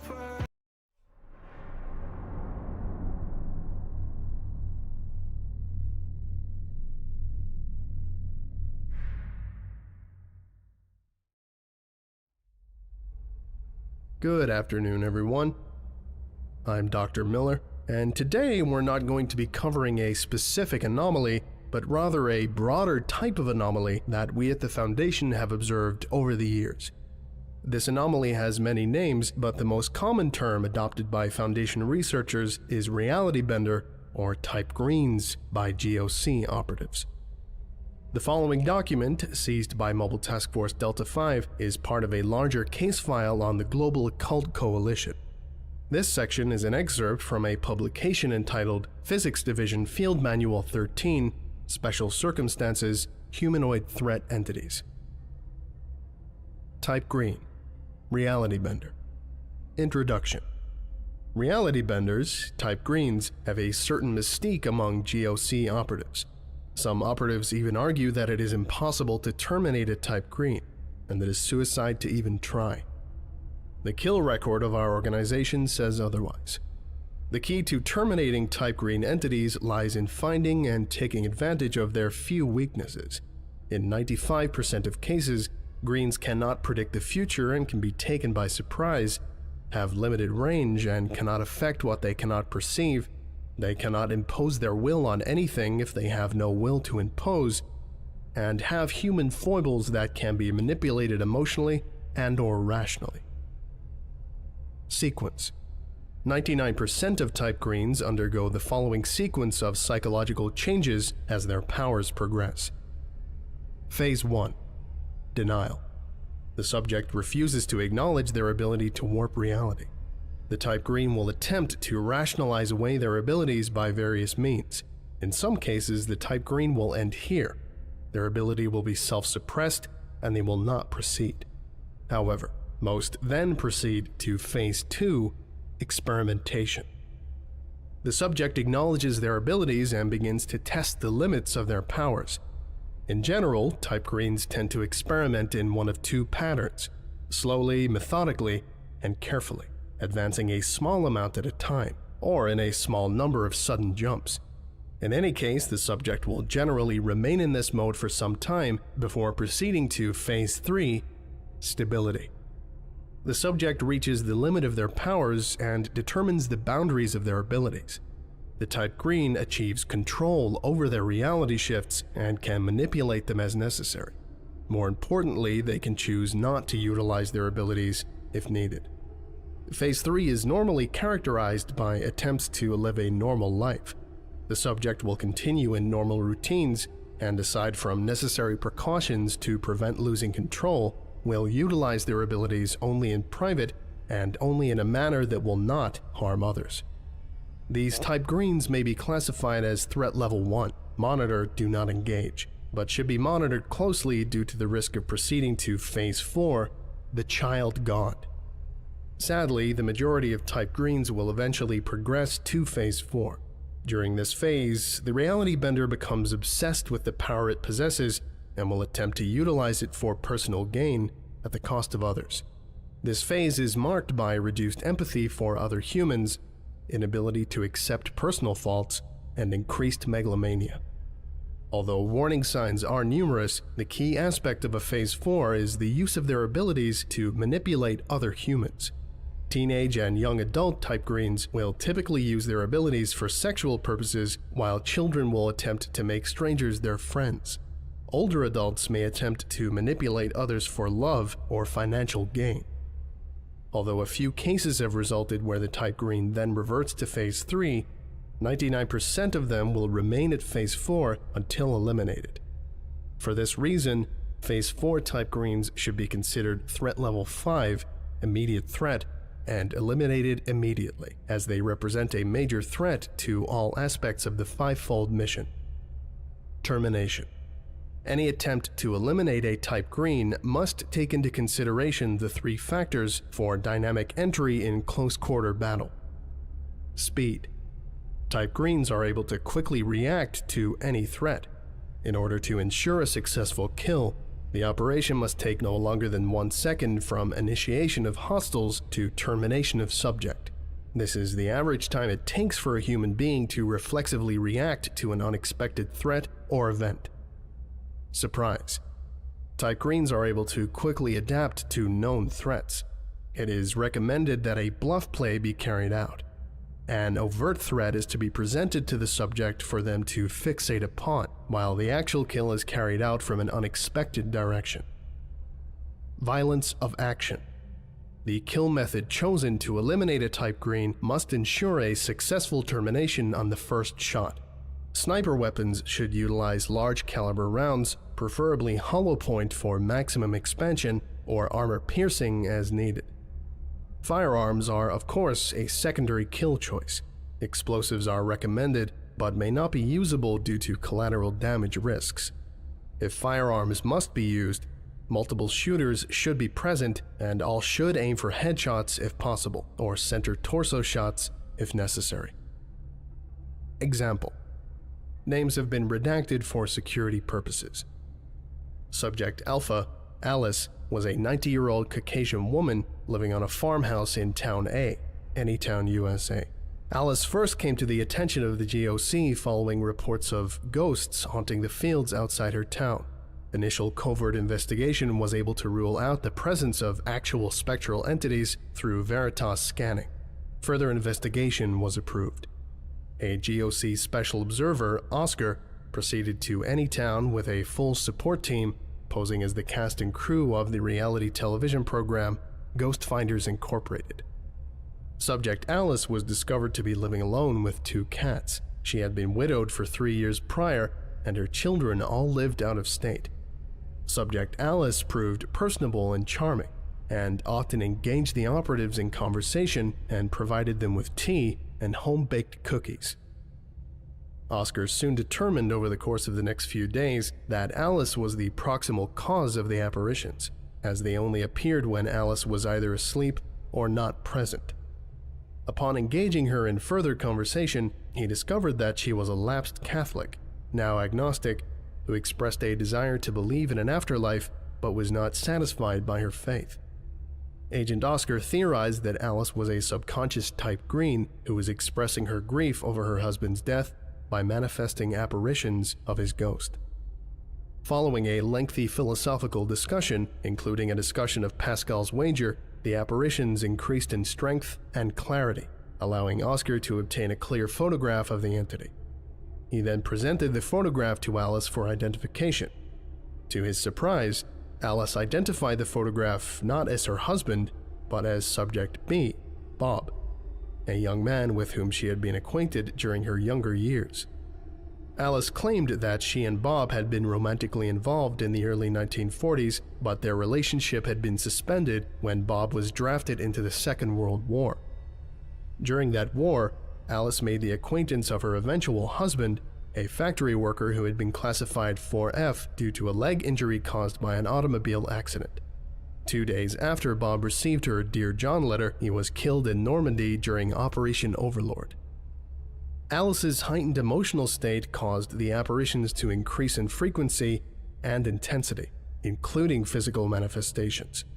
After a GOC operative was injured by a Luger bullet fired by one of the ghosts, Central ordered termination of the subject. Operative Oscar requested permission to attempt a non-lethal soft kill, citing second mission concealment concerns. Permission was granted. No record remains of Operative Oscar's subsequent conversation with Subject Alice, but it convinced the subject to manifest an apparition of Bob that night, the first time that she had manifested an apparition in her own presence. After receiving emotional closure with what she believed was the spectral entity of her old lover, the apparitions ceased manifesting entirely. Subject died 3 nights later in her sleep of natural causes. No further paranormal phenomena have occurred in the area since Subject Alice's death. Operative Oscar was commended for his actions.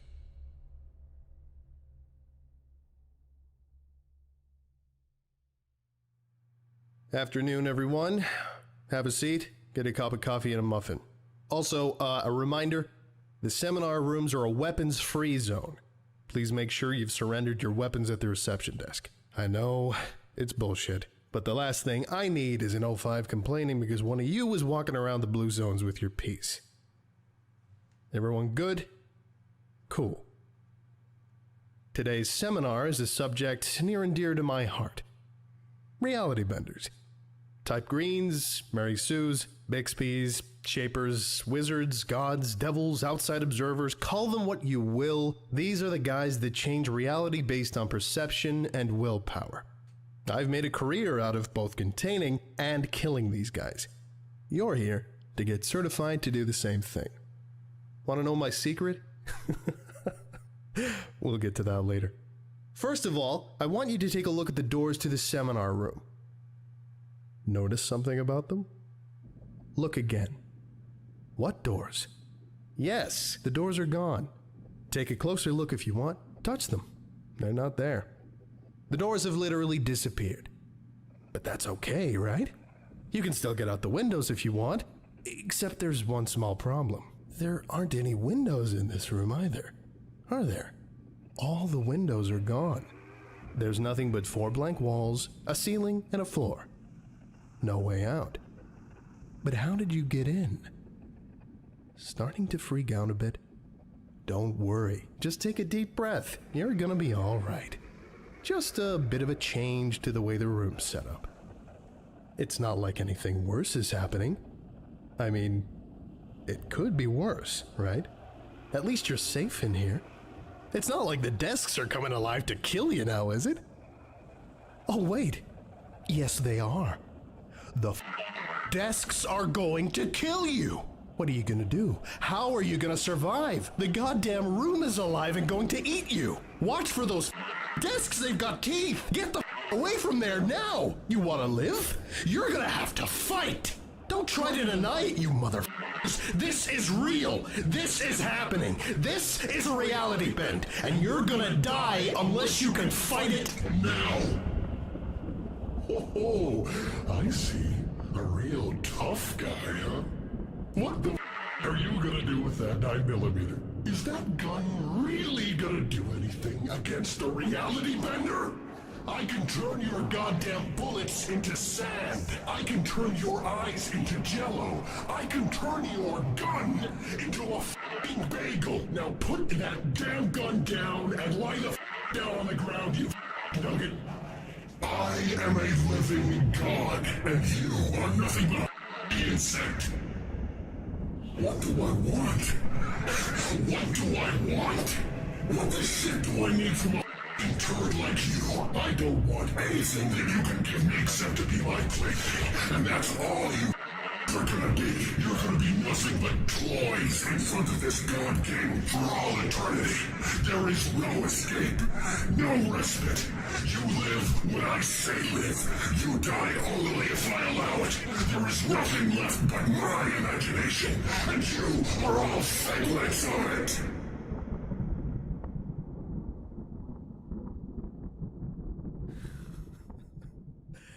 All right. Hit the lights. Everyone breathe in and out. Deep. Breathe in. Breathe out. Breathe in. Breathe out. You feeling better now? Let me tell you what just happened. Each and every one of you has just had a bad trip. All of the food on that back table was laced with a powerful hallucinogen. It's my own personal recipe.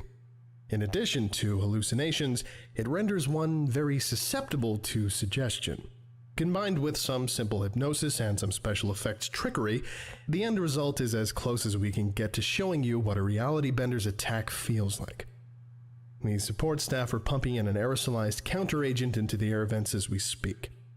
It's gonna feel like shit in a moment. You'll find barf bags under your chairs. Take a moment to let it all out. I want you to reflect back on that moment when you realized what was happening. Do you remember that feeling of helplessness? Do you remember what it felt like to realize the reality no longer existed, and you were nothing but toys for a hostile will that controlled everything?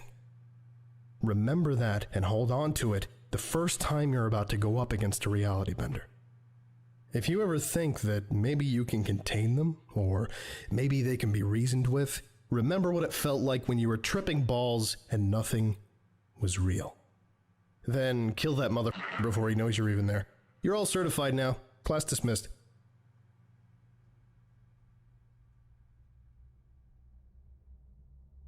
I would like to give a special thank you to Onyx, Arbiter Soul, The Morrigan, Ritalius, Kareem El Ashmoy, Patrick Bailey, Dreams, Boy That Ain't Right, Matthew Gilmore, Eric Corbage, Kauai Firekeeper, Joker Corvus, King Madding, James Saba, and NJ Vojak.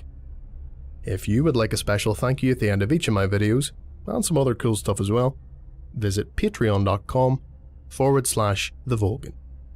Thank you.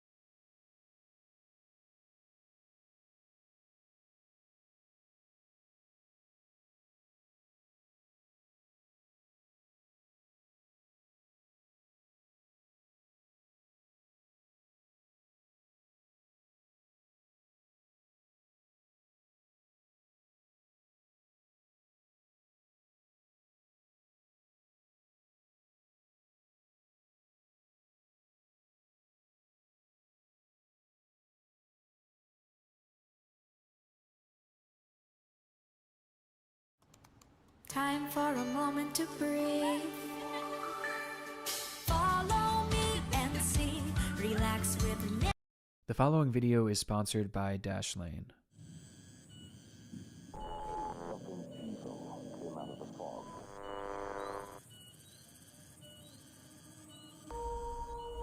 Dense fog advisory in effect until Pacific Standard. Visibilities 1/4 mile or less at time. Timing through this morning. Impacts limited visibility. Keep driving. Slow down. Use your headlights and leave plenty of distance ahead of you. August 15th, 1984. Night falls on Lake Manaon, a serene, quiet body of water in Cameroon, Africa. Along its shores lies a sleepy road where that night a truck crammed with 12 passengers would follow its twists and turns. As the vehicle passed through a dark wooded area, a dense fog began to emerge from the lake, rolling along the ground and covering the surrounding area like a blanket. It engulfed the road in an instant, but as far as the driver was concerned, a foggy night by the water was nothing too out of the ordinary as he continued en route to their final destination, a destination that would never be reached. Moments following the emergence of this heavy fog, the engine within the vehicle began to sputter before shutting down completely and slowing the crippled vehicle to a stop. The driver twisted the ignition over and over again, but nothing. The engine was completely unresponsive. Sitting on the roof of the parked truck were 2 of the 12 passengers, who watched as one by one those inside of the vehicle crawled out to investigate the breakdown. They watched as the group of 10 walked towards the truck's hood, and they watched as one by one they began to collapse, falling to the ground without a single word. In just a moment's time, the entire group of 10 had perished.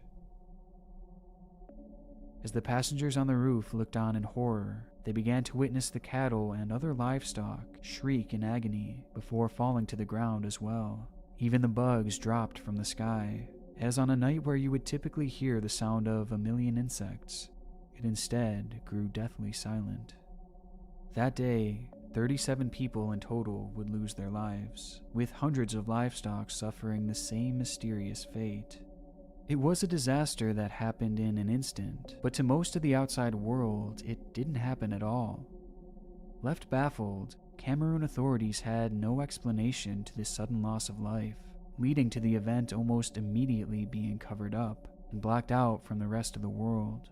And honestly, it may have remained that way forever, had it not been for another event that transpired in an identical manner, with this incident proving to be one of the most shocking in human history.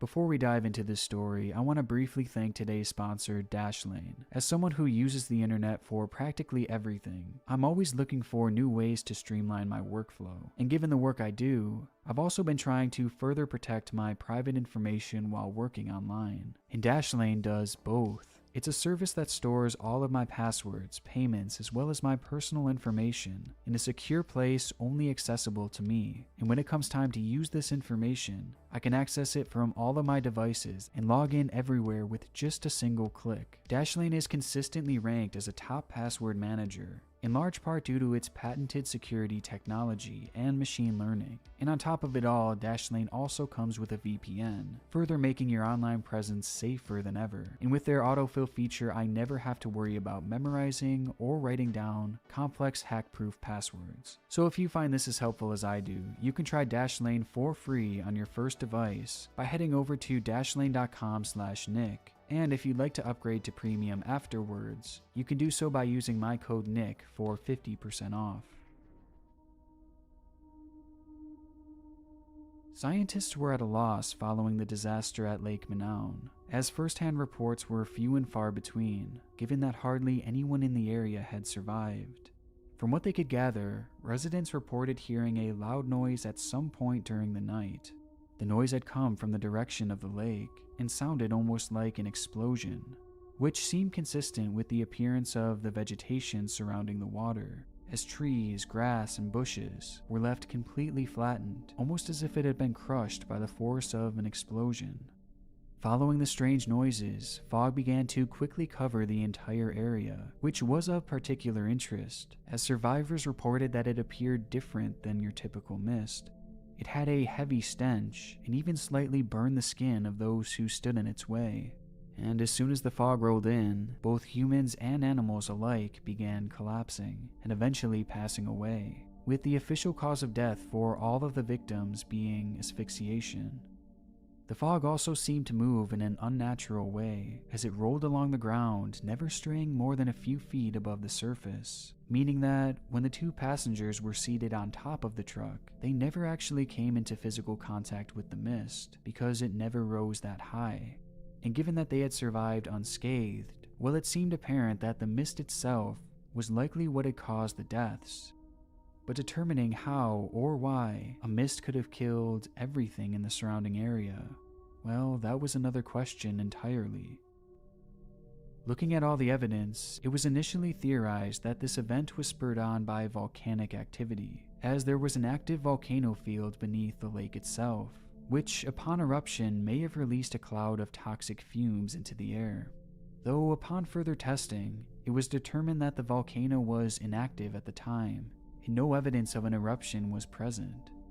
This left researchers at a complete loss. If this was not some kind of natural occurrence, then it seemed highly likely that it was instead man-made, and potentially a case of terrorism. As given the sound of an explosion and toxins in the air, it was possible that a chemical weapon was used on the region. But this theory was a hard sell too, as the region was so remote and obscure that one would wonder why anyone would target it, let alone target it with chemical weapons. Given this, scientists couldn't settle on a definite conclusion, and with the team at a crossroads, authorities would conclude their investigation and instead focus their efforts on keeping the incident under wraps, erasing it from history in the hopes that nothing like it would ever happen again. But unfortunately, almost exactly 2 years later, the fog would emerge once more. It happened about 100 kilometers away from Manaus, on a body of water called Lake Nyos. Night had fallen on the evening of August 21st, 1986, when a loud noise was heard coming from the water. Quickly, the lake began to bubble, almost as if it had turned to a boil. Those bubbles then began to pop, leading to a thick mist emerging from the lake, and almost instantly covering the area in a dense fog. Dramatic as the event seemed, virtually no one was aware of what was happening, as the vast majority of nearby villagers were fast asleep, completely unaware of the danger that they were in. By the edge of the lake, a lady named Halima Sully was living with 4 of her daughters, and following the sound of the loud rumble, Halima would be awakened in a state of confusion. The sound was startling, but it would prove to be far from the most frightening thing that she would hear that night, as immediately after being jarred from her sleep, she began to hear a collage of voices echoing from the village around her. It took a moment to decipher what exactly it was, until eventually it hit her. Those sounds were the wailing and the moaning of people emanating from all directions. It was the sound of suffering. As she stood in horror, she would suddenly go completely limp, falling to the floor of her home before passing out. Meanwhile, in a house high atop a cliff overlooking the region, a man named Ephraim Chi would watch the mist roll in and absorb the houses beneath him. In the village below was essentially his entire family, although he didn't think much of the smoke-like mist, as much like Lake Manaus, fog by the water was fairly typical. That night, Chi was feeling particularly ill, and after watching the mist for a while, he decided to go get some sleep. When he awoke the next morning, he was completely unaware that his life had just been changed forever. As Chi started his day by heading down towards the lake, he noticed a peculiar silence in the air. Everything around him was perfectly calm, perfectly still, until he heard a voice. The voice of Halima Sully. Chi could hear her shouting in the distance, "Come here. Why are these people lying here? Why won't they move again?" He couldn't bear the sight. It was far too horrific, as on the ground in front of Halima lay all 4 of her children, none of whom were alive. And they weren't the only ones, as all around them, bodies littered the ground of the village. As Halima searched the area for survivors, she would discover 31 other members of her family dead within their nearby homes. In the fields around them also laid the family's cattle, of which they had worked years to obtain. Yet, in a matter of one night, all 400 of them had passed as well.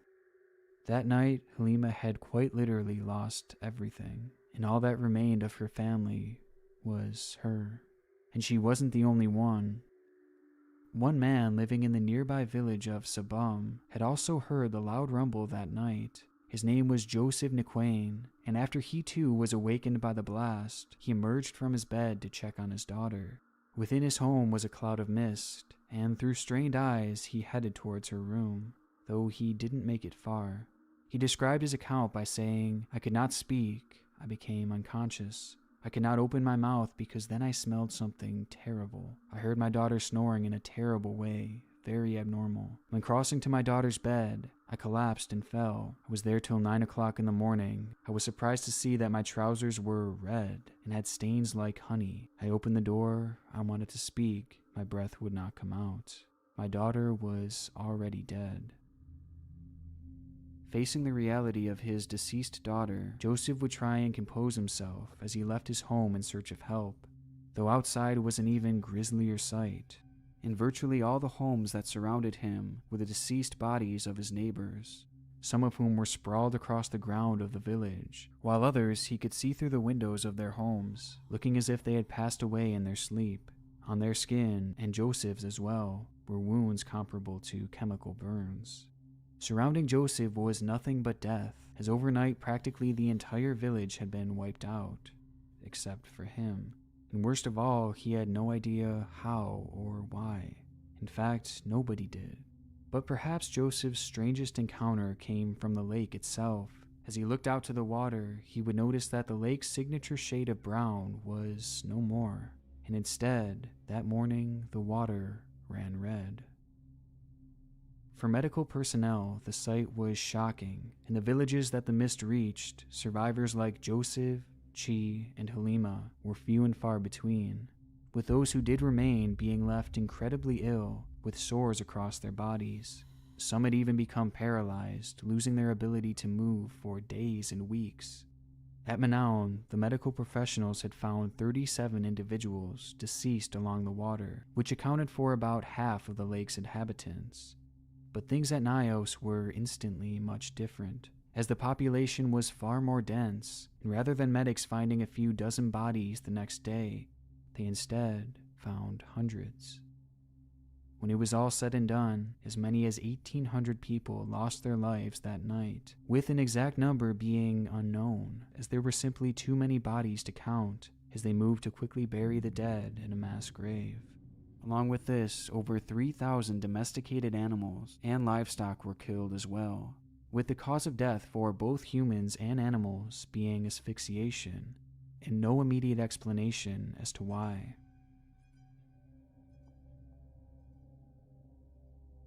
In the days following the sudden, unexplained disaster, surviving villagers began speculating that what had happened was some type of punishment passed down from an unruly spirit, referring to the fog as some type of supernatural killer mist.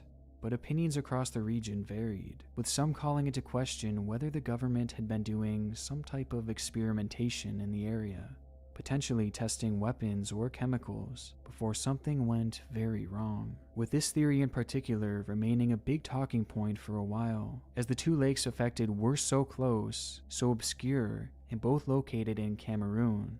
It might also explain why authorities had moved to cover up the Lake Manaon incident. But as for the authorities themselves, they were concerned that this was yet another act of terrorism, as it was almost as if a bomb had been dropped over top of the lake. After all, the sound of an explosion was undisputed, causing many to believe that the region was under attack, which, in a way, was somewhat true.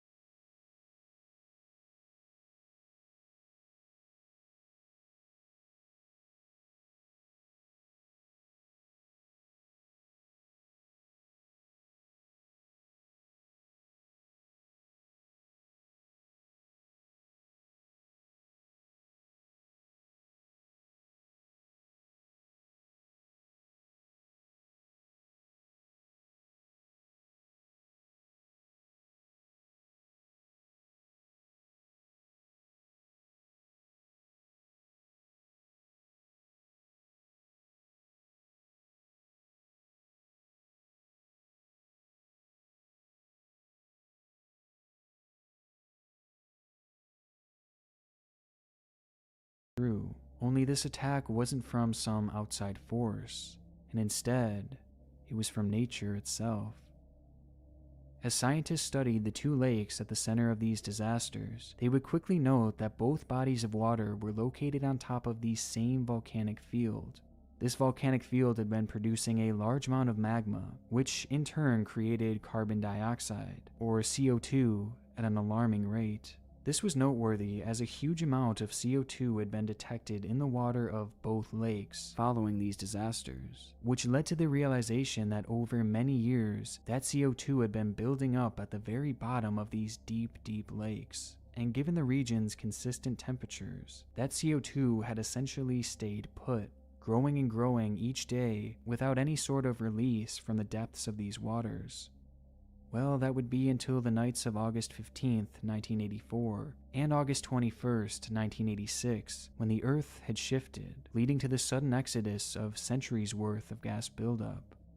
It's unknown for sure what had caused both disturbances, with some theorizing that it could have been something as minor as a small rock slide nearby, or even a cold bout of rain.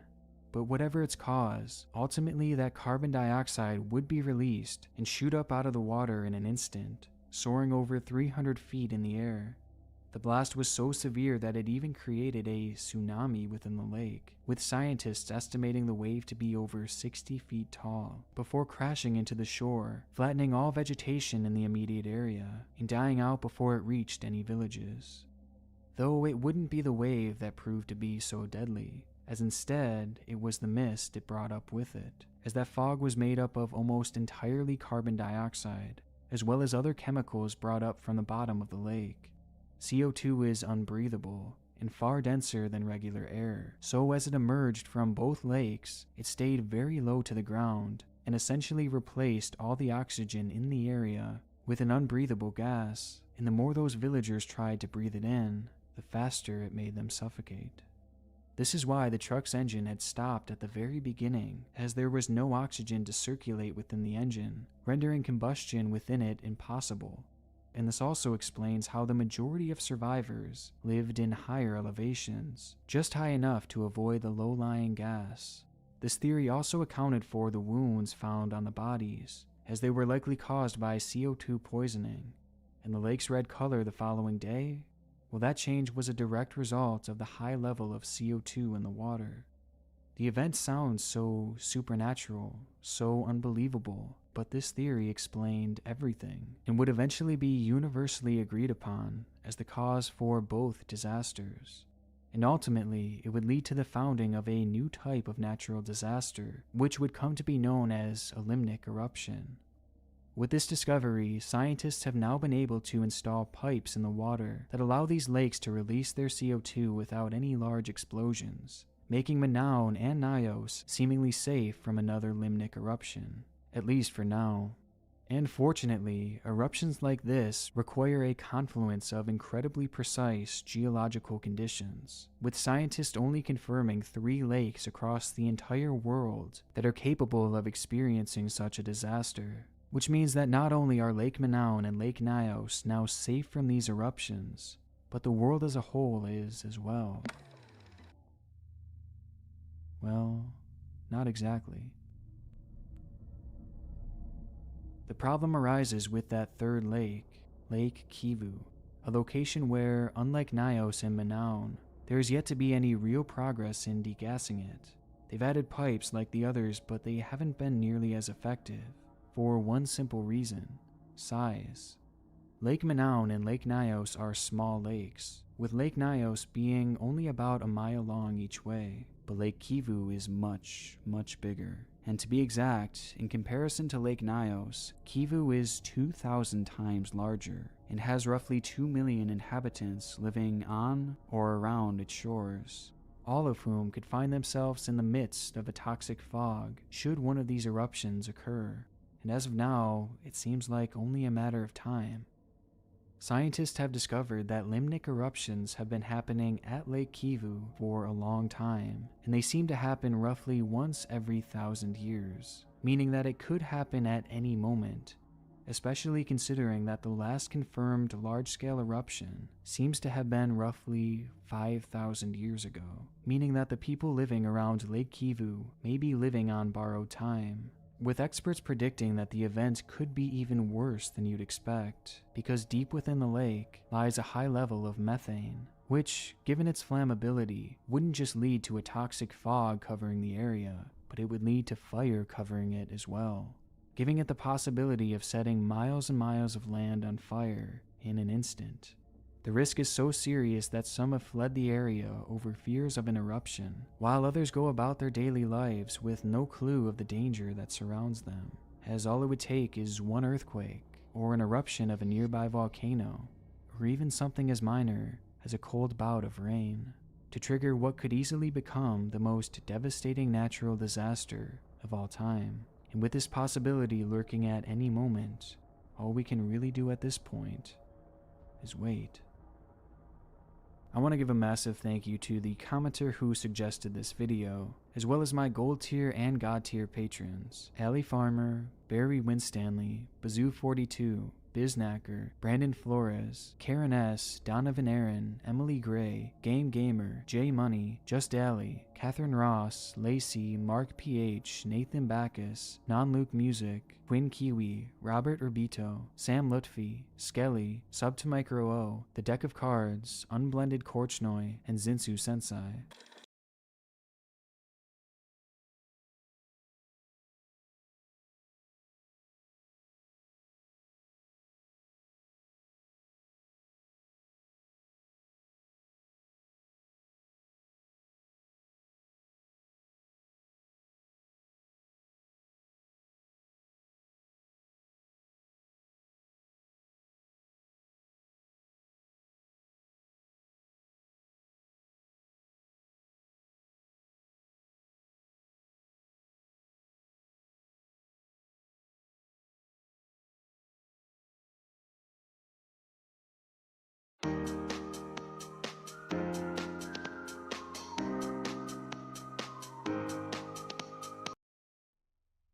SCP-6666, the Demon Hector, and the Dread Titania.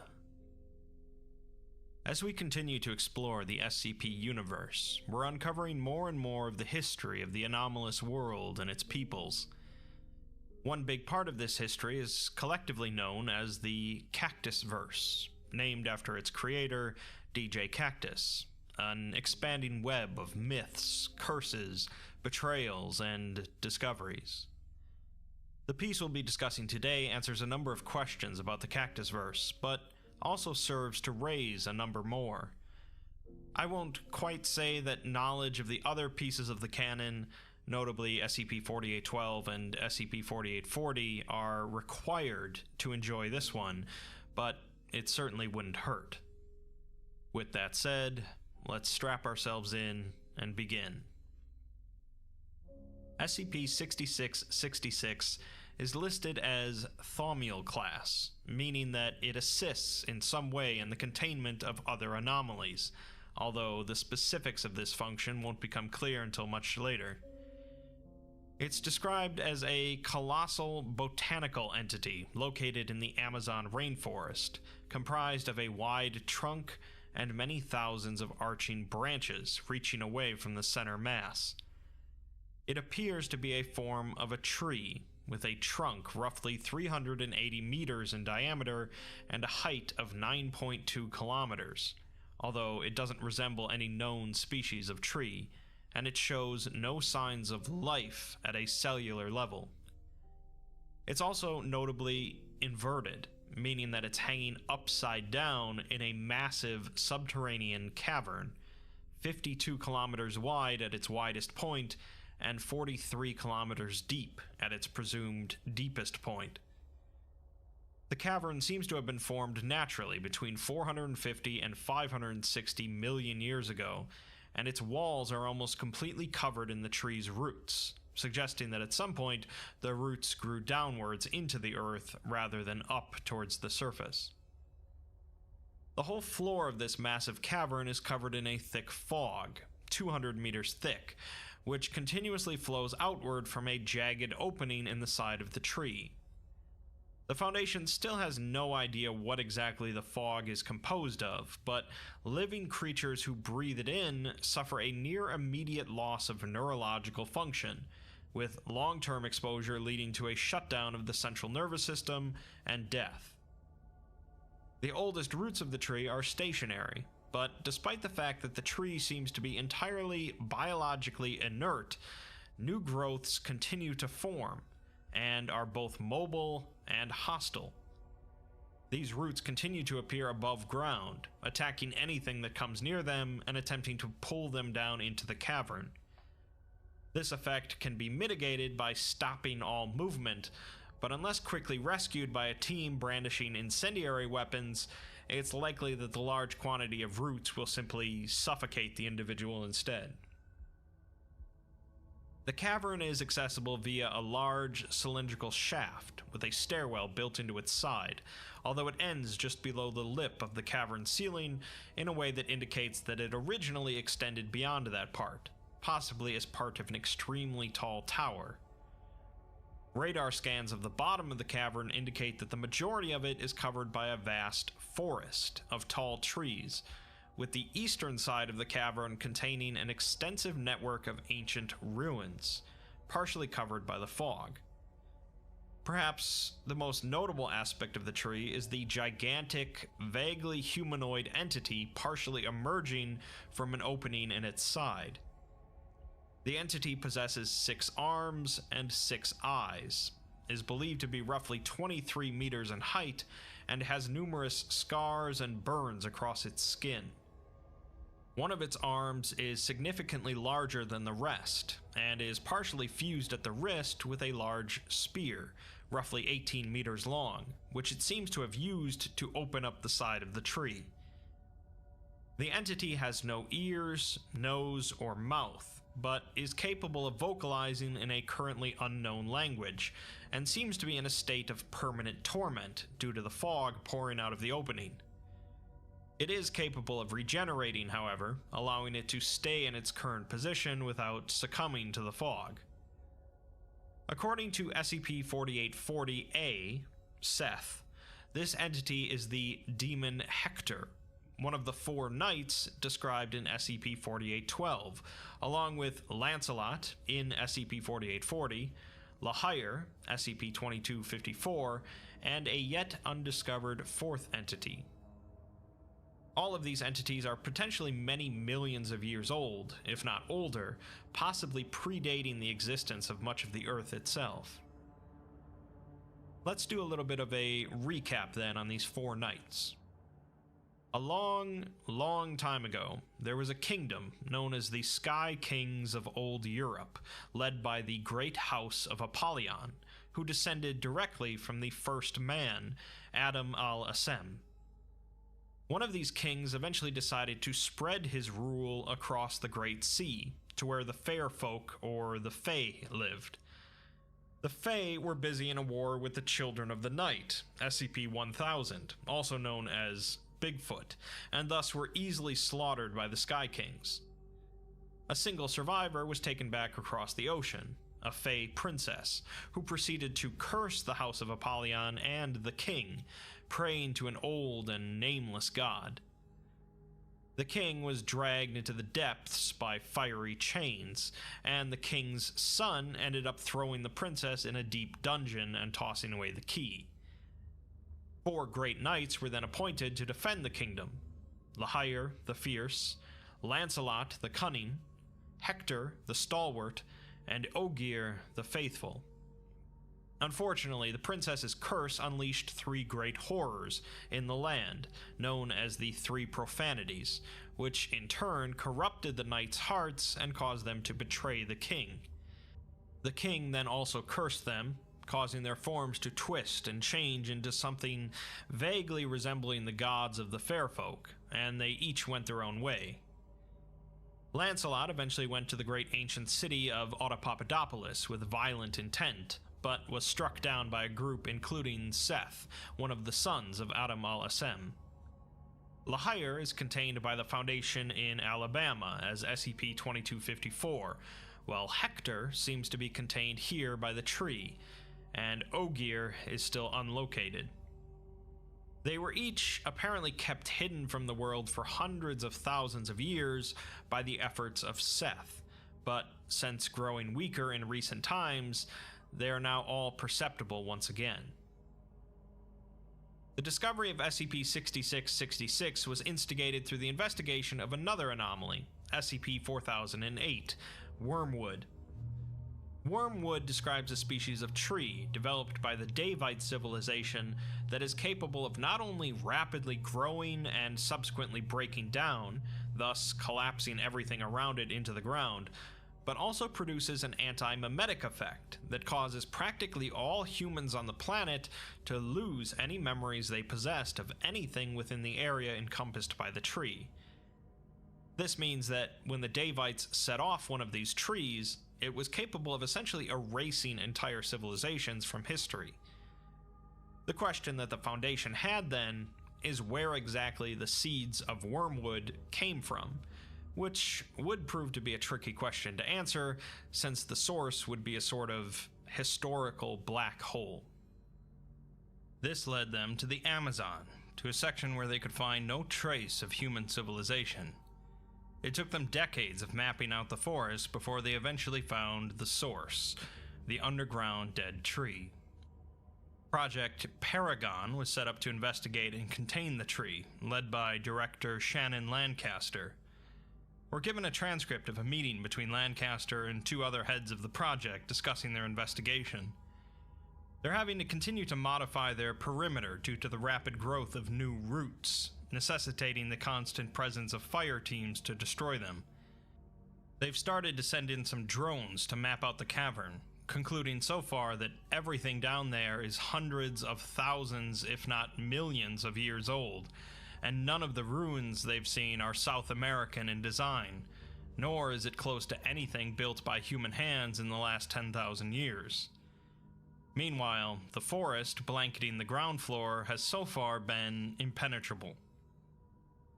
Director Malthus, the head of the Department of Antediluvian Research, meaning a time before the biblical flood, asks Lancaster for full access to the SCP-1000 file, asking her if she's familiar with SCP-2932. SCP-2932 is a massive organic structure in Peru that served as a prison system run by SCP-1000, the Children of the Night. After the downfall of their civilization, the prison was left in the hands of a singular entity to serve as the prison warden. Much of the prison has failed, releasing its inhabitants, but it was used to incarcerate at least some of the fair folk, as well as Adam al-Assem at some point, with cells planned for both Cain and Abel. The entire prison is powered by a massive pulsing organ, said by the warden to be the heart of the goddess Titania, whom the Children of the Night prayed to. She, in turn, tore out her own heart in order to build the prison.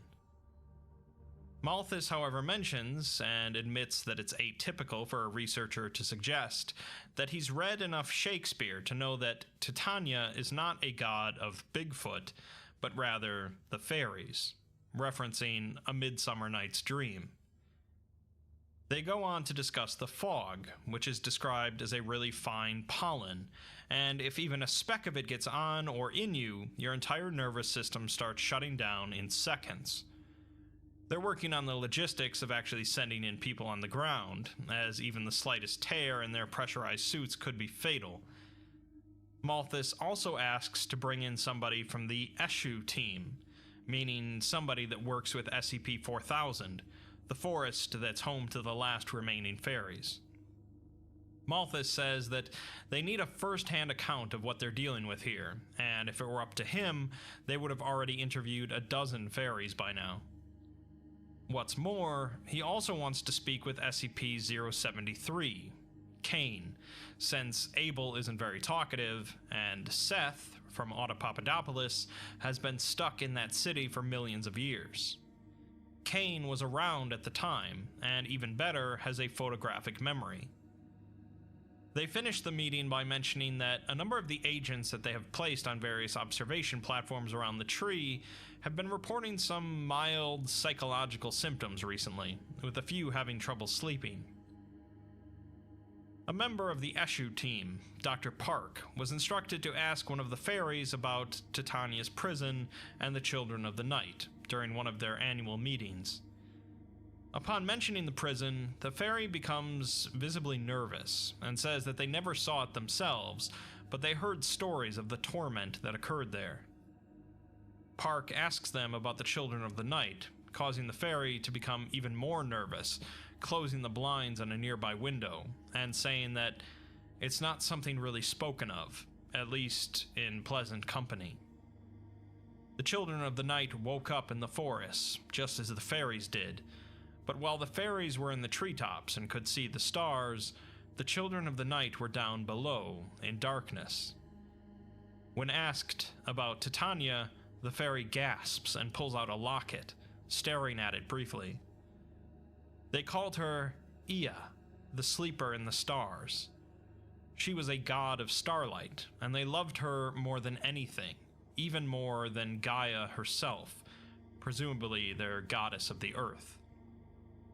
The entity in charge of the prison was known as Caspin the Dreamweaver, an artist that could tell stories in dreams and bring them to life.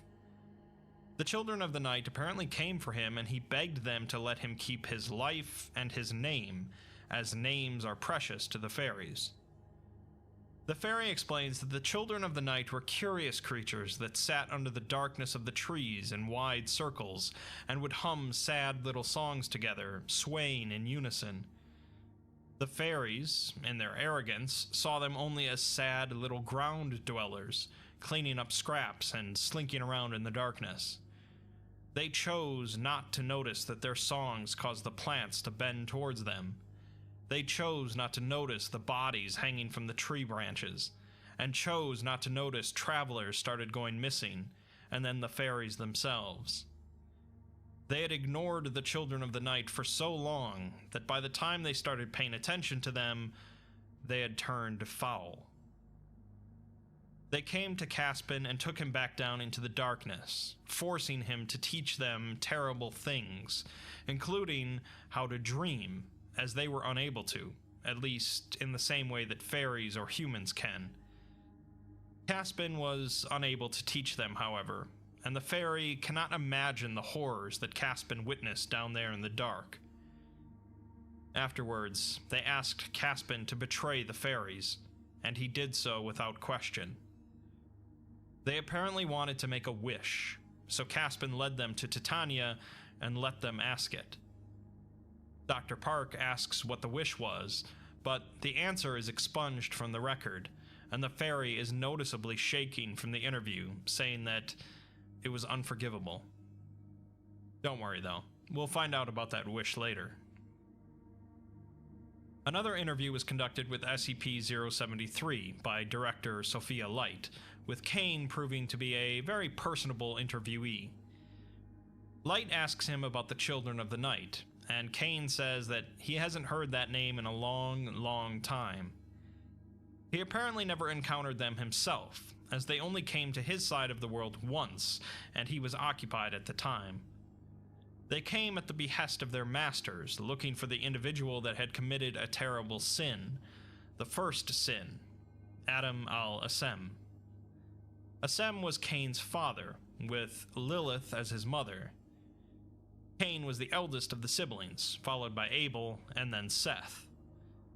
Assem's sin was pulling a star from another existence in the form of a crown at the request of Seth, and the Children of the Night were sent to bring him to justice for it. By the time they arrived, though, the crown had already done its damage to Assem's family, with Cain driven out of Autopapadopolis, Abel killed, and Seth disappeared. Cain says that they were called the Children of the Night to contrast with humanity, who were born under the brilliant sun of Adam al-Assem. They were radiant beings back then, but have been reduced slightly since their separation from it. Light asks him if everyone in Autopapadopolis was a child of the sun, stunning him briefly by the mention of the city's name.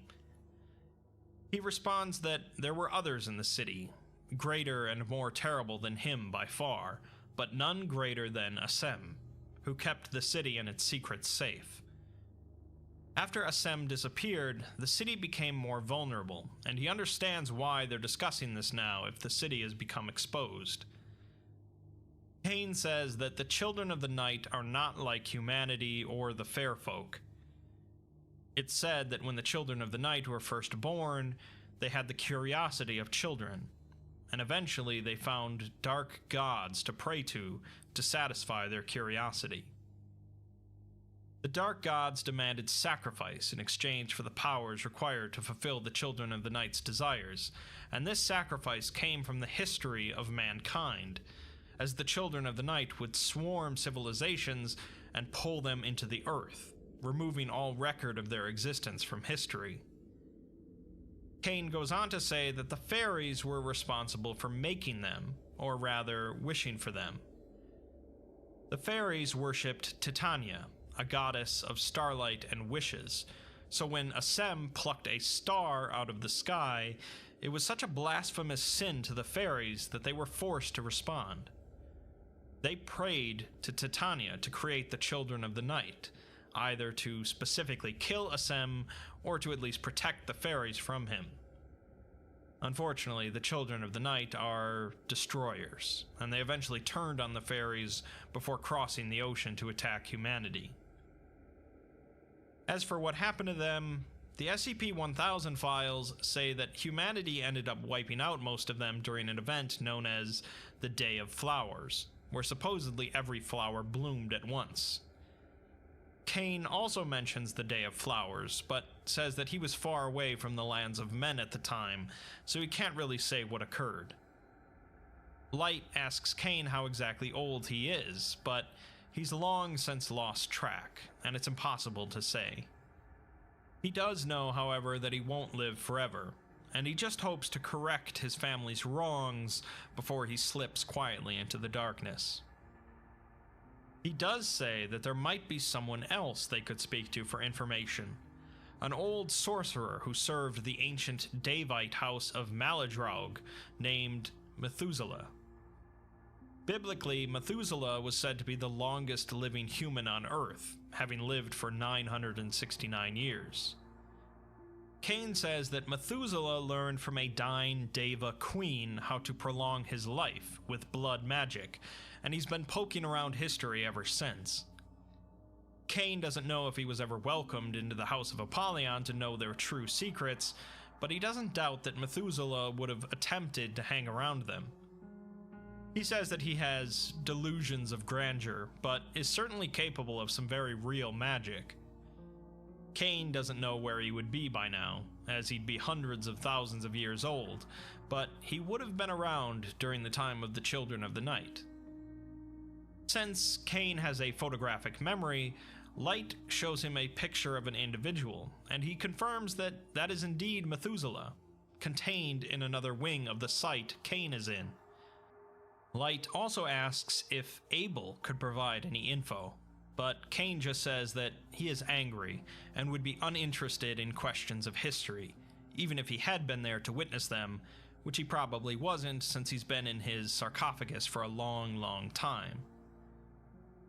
Before the interview ends, Cain says that if they've been to Otto Papadopoulos, they might have found a man there, his little brother, Seth. Unfortunately, due to protocol, Light is unable to even tell him that Seth is alive, and Cain just says that he understands, but he would have quite liked to have apologized to him.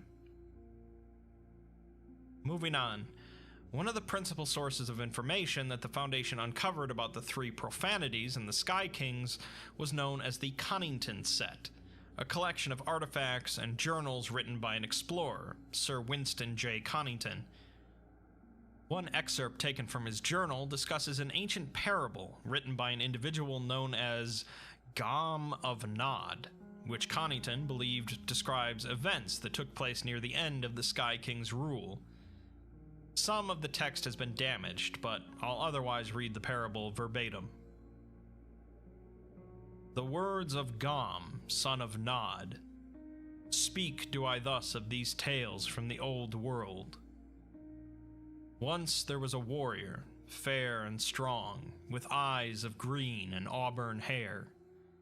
His laughter was like rolling waves, and his rage was like a thunderclap. He was loved far and wide, and those who beheld him marveled at his craftsmanship, saying, "Surely this is the one descended first from Assem, who lived in ages past." Beloved was he above all others, but more so by his king, the Lord of hosts and sovereign of the skies. In the king's time of greatest need, he called upon the warrior and his power, and the warrior answered by sword or until the king's enemies had been driven to dust or his. In return for his service, the king offered his champion a single favor, saying thus, "For you, champion of champions, let my voice be clear. Heaven and earth are no boundary, nor life and death a barrier. Whatsoever you desire, it will be yours." And saith the warrior, "Lord of hosts, beloved among sovereigns, I beg only your service, that I may serve you from this day until the last days of men, and that I may give you my heart, without reservation, to keep in your presence until the sun goes out." Saith the king, "So it shall be forevermore. You will serve me, most loyal and noble of knights. Your spear shall be my spear, and your voice shall be my voice. Your heart will be mine forever, and when your service has ended, you will rest at my side in the halls of my fathers." Then did that great warrior serve his king, through. It came then that the king, old though he had grown, set his sights for a final conquest across the sea. After did a sickness sweep over those knights of the king, and a profanity was put into them. Driven by madness and agony, one by one they cried out to dark and fell gods for comfort from their tribulation, and one by one they succumbed to the evil put in them. All that is but the great champion. He had given his heart to his king, and though his king now slept in the darkest mire of the sea, his loyalty did not waver. He came before the king's son, misshapen and altered, and cried out to him, saying, my Lord, save me, please. Take pity on my condition, in remembrance of the service I have given freely to your father and your house these many years. Free me from this wickedness, that I might serve you again." And did say the king's last son, "Knight, loyally have you served my house, but this abomination you have become diminishes the noble halls of my father. While this sickness possesses you, you may not reside here in this sacred place, nor may you call yourself a warrior of my house. Turn from the evil god of our foe, and find the dark root from which this terror flowers. Cut it down, see its fell shepherds driven before you, and succumb not to these vile alterations. Do this, and the halls of my house will open to you again.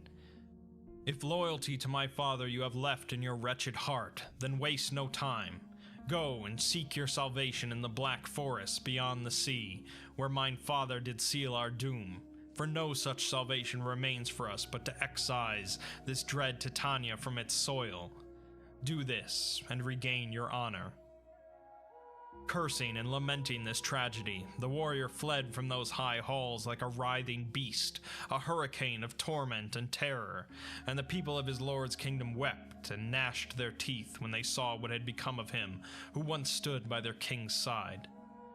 The warrior passed then from sight and mind, and his name was never again uttered in that ancient land. When the king's son was broken by the tool of his enemy and fell into darkness, his crown lost, he cursed his foe and the knights of his father, but saved his vilest rebuke for that great champion of his house, and the darkness he had. To summarize then, the text clearly is referring to Hector, who seemed to have been the most loyal of the four great knights. Despite the corruption of the Fae, Hector remained loyal to the Sky Kings, specifically Sarus VIII, who had been swallowed by the ocean due to a prayer from the fairy princess. His son was not especially welcoming of Hector's transfiguration, however, and sent him on a quest to redeem himself, a quest to find the dark root in the Black Forest across the sea, cut it down, and destroy its fell shepherds. Hector was never seen again, but it seems that he did indeed make it to the tree, where he's still located. Let's set aside the myths and parables for the moment and have a closer look at the tree and surrounding cavern, thanks to a drone reconnaissance. The drone that performed the exploration was actually two drones. One larger one, codenamed Hero, capable of operating autonomously when outside of its control range, thanks to a basic artificial intelligence, and a smaller one, attached to Hero, codenamed Champion, for areas where Hero could not access. Hero begins its flight by approaching SCP-6666, with the distant sounds of Hector thrashing and roaring heard in the background. Eventually, Hector comes into view, trapped halfway into the tree as he continually tries to free himself. Thick clouds of green smoke pour out of the opening in the tree, burning and blistering Hector's skin. Hero flies away from the tree and Hector and descends toward the ground level of the cavern, flying eastwards. Before long, the drone flies out of direct control range and the AI takes over flight. Hero reaches the northern wall of the cavern, showing off the large, snaking tree roots that cover it. The rotors of the drone blow away some of the green fog, revealing some ruined stone structures. The layout of the rubble and debris indicate that at some point in the past, the entire building fell a considerable distance and came to rest here. More ruins come into view, an unusual mix of buildings, monuments, equipment, and other items. The ruins of a large stone religious structure are seen, along with long wooden row houses with thatched roofs, and strange, fleshy membranes stretched tightly over the large arched supports that appear to be bones. The ground of the area is littered with tools, cookware, carts, weapons, and papers. Continuing to descend on the rocky slope, the drone sees more broken and collapsed houses, along with a crude storehouse and collapsed grain mill.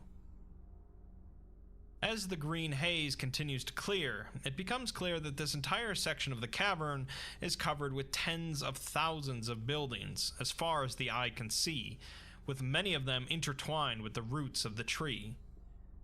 This is causing them to be slowly pulled into the earth itself. As Hero passes over the ruins, an alarm indicating a life form is set off as it flies over a crumbled house. The smaller drone, Champion, is sent into the house to further investigate. Champion ends up finding the severely emaciated body of a small humanoid figure, curled into the fetal position. The figure shows no signs of life, of course, so Champion leaves the home and investigates several other nearby buildings. In one, which appears to have at one point held draft animals, Champion finds the emaciated corpses of several horses, many of which are covered in large puncture wounds, their faces twisted in a look of fear or panic. At the back of this structure is the body of a single dog, its nails and paws worn down nearly to the bone, as desperate marks are seen in the wooden door at the rear of the building. Champion returns to Hero, which turns away from the ruins and flies westward, until it eventually reaches a sharp line where the ruins abruptly end. The rocky slope that the buildings were on continues down towards the bottom of the cavern, but no further structures are seen. The lifeform alarm goes off again, and Hero spots a larger humanoid figure sprawled out on the rocks below, similarly emaciated. It seems to have been crawling up the slope when it died, and as Hero approaches for a closer look, more lifeform alarms go off. The camera pans to show dozens of other similar figures, all of which seem to have died while crawling up. Hero continues to fly over the area, and the extent of the bodies soon becomes clear. Hundreds of thousands of emaciated humanoid corpses are seen sprawled out across the slope, all of whom were apparently crawling away from something at the bottom of the slope. The corpses range from children to adults, masculine and feminine, as well as some other animals and indistinct life forms with both humanoid and animal characteristics. Hero continues to count the corpses from a distance, while Champion detaches to more closely investigate the bodies. Each of the corpses is covered in a fine layer of pale green residue, and they all show signs of shock and panic, many of them laying in the fetal position with their hands covering their faces. Hero had counted approximately 283,824 bodies in an area of less than a square kilometer, and it flies further down the slope, observing that the density of bodies continues to increase until it reaches the cavern floor, where the bodies thin out. Before long, Hero comes to the perimeter of the large, thick forest blanketing the cavern floor, too dense for it to enter. Champion instead heads forward into the forest, carefully, but after only 3 minutes, its instruments start to suddenly report failures. The drone now seems to be indicating that it is flying upside down at a rapid speed. While trying to correct this, Champion strikes a tree and falls to the ground, at which point a loud, high-pitched yowling sound is heard. Champion begins to chime its recovery tone, which is picked up by Hero's microphone, but since Hero can't enter the forest, it doesn't do much good. 5 minutes later, the chime begins to grow increasingly faint, as if Champion was moving away from Hero, but the drone's onboard sensors report no movement whatsoever. Eventually, the chime can no longer be heard at all, and finally Hero decides to return to base without Champion. Another meeting is held, with Director Lancaster and Director Malthus involved, along with a large number of other Project Paragon members, Ethics Committee members, and 3 of the O5 Council members. Director Malthus introduces himself to everyone as the head of the Department of Antediluvian Research, who have made it their goal to catalog and identify as much of ancient history as they can before it's too far gone. He says that while modern human history has been ongoing for just the last 300,000 years, the true story of humanity extends for many, many hundreds of thousands of years before that, if not further. All that occurred 300,000 years ago was a great migration from Africa and the Fertile Crescent, where our ancestors had settled after the Great Flood. Malthus says that the Great Flood was a worldwide anomalous natural disaster that likely occurred sometime between 400,000 and 500,000 years ago, which devastated any existing societies at the time. The event also caused the loss of most of the evidence of the places, events, and people that the Department of Antediluvian Research studies. Their research, of course, goes back much further than this flood, back to the beginning of the world itself, including the flying city of Autopapadopolis.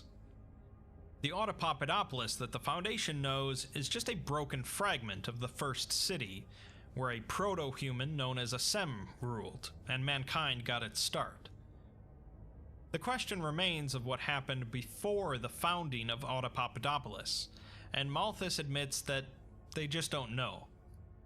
Whatever existed before humanity didn't leave a written record, but other beings did exist back then. Malthus then turns the discussion towards gods, which are very real and are powerful. There are, of course, a number of entities of great power that would be considered god-like by most people, but they're referring to more fundamental entities.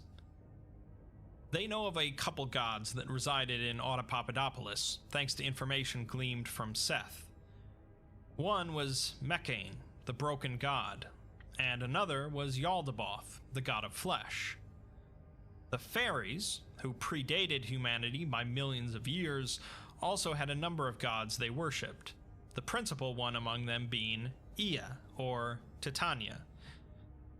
According to ancient legends, Ea walked over the canopies of the fairies' forests, granting their wishes and singing to them. Most depictions of Ea are of an entity much like a fairy, while others depict her as a star, or as a beam of moonlight, or even as a sort of mother tree. As a side note, we now know who the entity made of stars is, as depicted in one of the murals in Autopapadopolis. Malthus and his team believes that the dead tree hanging in the cavern is, or at least was, Titania, and samples taken from the heart in the prison share undeniable similarities with the tree. The only way they'd really know for sure is to bring one of the fairies from SCP-4000 to confirm it, but they're reasonably sure regardless. That means that Titania is dead, but they're not sure what caused her death, as the removal of her heart seems to have been performed after the tree was already dead. Malthus has some speculation as to why there are new growths if the tree is dead, but leaves it by saying that since the tree is the corpse of a god, they can't apply normal logic to what it's capable of. The meeting goes on to discussing the entity currently stuck in the tree, Hector. According to the old texts, each of the 4 knights had been afflicted by a different curse placed on them by the fairy princess. Lust for Lahair, Wrath for Lancelot, Despair for Ogier, and Agony for Hector. Project Paragon was founded in order to mitigate the effects of these 4 knights, who are re-emerging into the world, as well as the 3 profanities themselves, described in SCP-4812. The Foundation believes that the entity that the Global Occult Coalition uncovered is the same Fey princess that was responsible for corrupting the Knights and the 3 great profanities, and there's a lot of trouble brewing now thanks to that. Malthus believes that the forest in the cavern contains ancient ruins that could be a potential treasure trove of information preserved by anomalous means that could be invaluable in Project Paragon's efforts. He proposes a manned expedition into the forest, led by Applied Task Force Het-1, Lance of Longinus. This obviously isn't an easy task, starting with the fact that the 35-kilometer trip down to the base of the cavern floor will take the team just over 6 hours. The return trip will take them just over 24 hours, however, due to needing to depressurize. The fog, of course, is the real issue, as even though their suits can filter it out, if any of it sticks onto their suits when they return, it could easily be deadly. They're going to combat the fog in 2 ways. One of them, of course, being the judicial application of flamethrowers as they go through the forest. The other, though, is a plan involving putting a temporary foam seal over the open gash in the side of the tree where the fog is pouring out, applied via drones. They plan on spraying a high-density polyethylene foam across the gash, waiting 20 hours for the remaining fog to settle, and then proceeding through the forest. They don't believe that the seal will do any lasting harm to 6666, and it will break down itself after 5 weeks. They don't really expect Hector to give them much trouble while spraying, but they have sedatives and cable binders planned if he tries to interfere. What could possibly go wrong? Before we get to that, though, we're given a staff psychology report for the personnel stationed around the tree. The psychology complaints began with more mundane things, such as fear of heights or unhappiness about an extended work assignment, but before long, some more curious things began. Personnel began reporting feelings of being watched while in the cavern, feelings of despair, and more commonly, vivid, unsettling dreams. Noticeably, many of these dreams involved a monster with 6 eyes, killing and or consuming the personnel or their loved ones. One of them specifically reported on a dream in which they are trapped in a hole while a monster with 6 eyes devours their mother. These nightmares are, of course, not coincidental, as we'll later see. Operation Cauterize then commences, in which 3 large drones are equipped with massive canisters of high-density spray foam and sent out towards the tree. They begin spraying the opening in the side of the tree with the foam, and before long, Hector begins following the drones with his eyes. As the foam starts to set, Hector attempts to pull it away from his body, forcing the drones to fire some tranquilizer darts into Hector's chest. In return, Hector destroys one of the drones with his spear, and the other 2 retreat to a safe distance as Hector continues to try to remove the foam. Cable binders are then fired from a nearby Foundation tower, pinning Hector to the tree. It takes multiple cables to keep him down, but eventually the drones are allowed to continue spraying the foam while Hector vocalizes loudly. Once the drones are finished and the foam sets, no more fog can be seen leaking out of the tree. Earlier, Cain mentioned an ancient sorcerer known as Methuselah, whom the Foundation apparently had contained. As it turns out, Methuselah is none other than SCP-343, with the rather grandiose nickname of God. Dr. Clef was sent in to interview Methuselah about the situation due to his natural resistance against anomalous alteration. Clef says that he knows Methuselah's age now, which is not as ageless as the universe as 343 claims, and that he's really Methuselah the Arcanist, the royal vizier of the House of Maladroug. This revelation shocks 343, and Clef says that Cain told them the info, and that if he'd known Methuselah was here, he would have warned the Foundation long ago. 343 admits that the info is true, even though he hasn't gone by that name in a long time. He's annoyed that Cain even knew who he was, as he worked very hard to try and keep his distance from Cain and his family. Methuselah agrees to provide some information, but he says that even his great mind is not infallible, and he doesn't have a photographic memory like Cain does. He says that he was born a long time ago, in a place that has not existed since the seas rose, and the world was a more magical place back then. His name was Matthew. His mother's name was Mira, but he doesn't remember his father's name, a royal official for the king in the Valley Ulem. He says that the Sky Kings styled themselves the mightiest and most ancient kingdom of men, and people would tell stories about how King Apollyon had stolen some great treasure from the court of the gods, and it gave him dominion over the kingdoms. It's clear that Methuselah is not as rich a source of information on the era as Cain or Seth. He goes on to say that there was some sort of military campaign where Apollyon called young men to serve in his armies, and all of the great houses would have to answer. And then the king died, followed by his son. He also recalls the parable about the 4 knights, 3 of which betrayed the king, and 1 that went to his doom trying to please him, Hector. Methuselah says that he doesn't really know what happened to the Sky King, but one day messages from them stopped coming, and the next day there was smoke over the mountains of Apollyon. Later, they'd hear bits and pieces from travelers, talking about a monster with many faces, and a creature that killed any who looked at it, speaking of 2 of the 3 great profanities. Methuselah does recall a memory of when he was a boy, seeing a demon the size of a mountain with 6 eyes, crashing and screaming and dragging its way to the north, away from the sea, but he doesn't know anymore.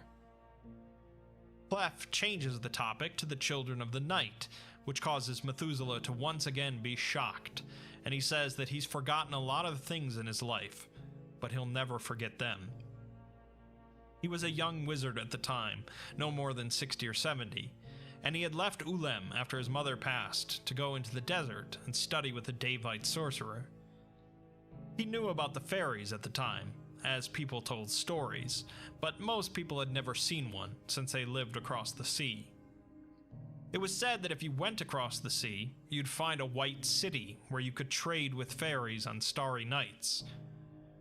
The stories also spoke of the children of the night, who lived with the fairies in the woods, and they were said to be monsters, used as bedtime stories to scare children at night.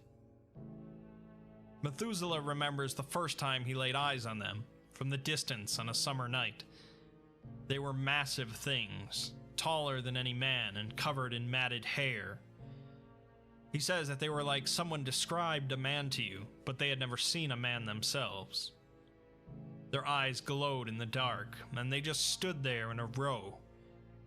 Methuselah and the others with him tried to approach and communicate, but they just stared and made a horrible noise like a child giggling, or sang eerie songs in high-pitched voices. Methuselah's master, the High Magistrate, who he says was an extremely powerful figure, went out to them to disperse them. Instead, his magic didn't seem to affect them at all, and they simply laughed and pulled apart his body. Methuselah and the others tried to flee, but they were faster and stronger than any man, not bothered by magic or weapons, although they did seem to dislike fire. The children of the night rounded them all up and bound them in black chains, dragging them back to their ships along the ground. Methuselah only survived by laying on top of an old farmer, who ended up being grinded against the earth and killed. There ended up being so many captives on the children's ships that there wasn't even room to lay down, but after a week or so, enough had died that the others could sit on top of them. They didn't seem to know what to feed their captives, giving them raw meat and seawater, which Methuselah was at least able to make potable. After a month, they arrived across the sea and were taken into the dark forest. All Methuselah remembers is how dark it was, and how you could always feel their hair brushing up against you, like they were right on top of you, watching. They hung up their chains in the trees, and would come by and pull a person off of their manacles, like picking an apple, and then they would just play with them, violently. They'd poke a man so hard their fingers would go straight through, or squeeze until their eyes would pop out. He recalls seeing a pregnant woman get pulled in half as if they were opening a bag of chips, with the children of the night only giggling as they did so while playing in the blood. He goes on to say that the children never slept, ever, and you could try to sleep, but they'd watch you the entire time. If you did manage to fall asleep, it was worse, because they could somehow enter your dreams, and there they had no limitations. After a while, Methuselah and other survivors decided that that's how they communicated to one another, in nightmares. The captives needed to be there in order to dream, so that the children could communicate with each other. Their whole history was also etched into those dreams, and Methuselah had a repeating dream of seeing a fairy surrounded by other smaller fairies, with an infinite line of children of the night in the background watching her. He says that the children always felt so miserable and sad, and they never felt like there was any hatred on their part, just that they didn't think the same way as others. Clef asks him how he escaped, but Methuselah says that no one ever escaped unless you were dead, at which point they'd take your body to their god and throw you in a pit. He says that when you went into the pit, you became part of the nightmare, and sometimes they would see twisted mockeries of their friends' faces when they dreamt. There were fairies captured with him, but he says they were broken in some way that he can't describe. A number of the captured humans spent their time making plans and schemes on how to escape, but the fairies there were just broken. He supposes that he did escape, though, thanks to another old sorcerer named Noah. He always said that he had a plan to get them out of there, and then one day he disappeared. They thought that he had been taken off somewhere else by the children, but then one day the sun peeked through the treetops, and all of the flowers around them bloomed at the same time. It then began raining for days, weeks, and months, By the time they found Noah, his body was a smoking husk covered in arcane symbols. It continued to rain, and the valley started to fill up. He recalls seeing one of the children die for the first time, as one of them slipped down into a hole that was filling with water, and rather than trying to climb out, it stood there as the waters rised, and the others stood around and watched.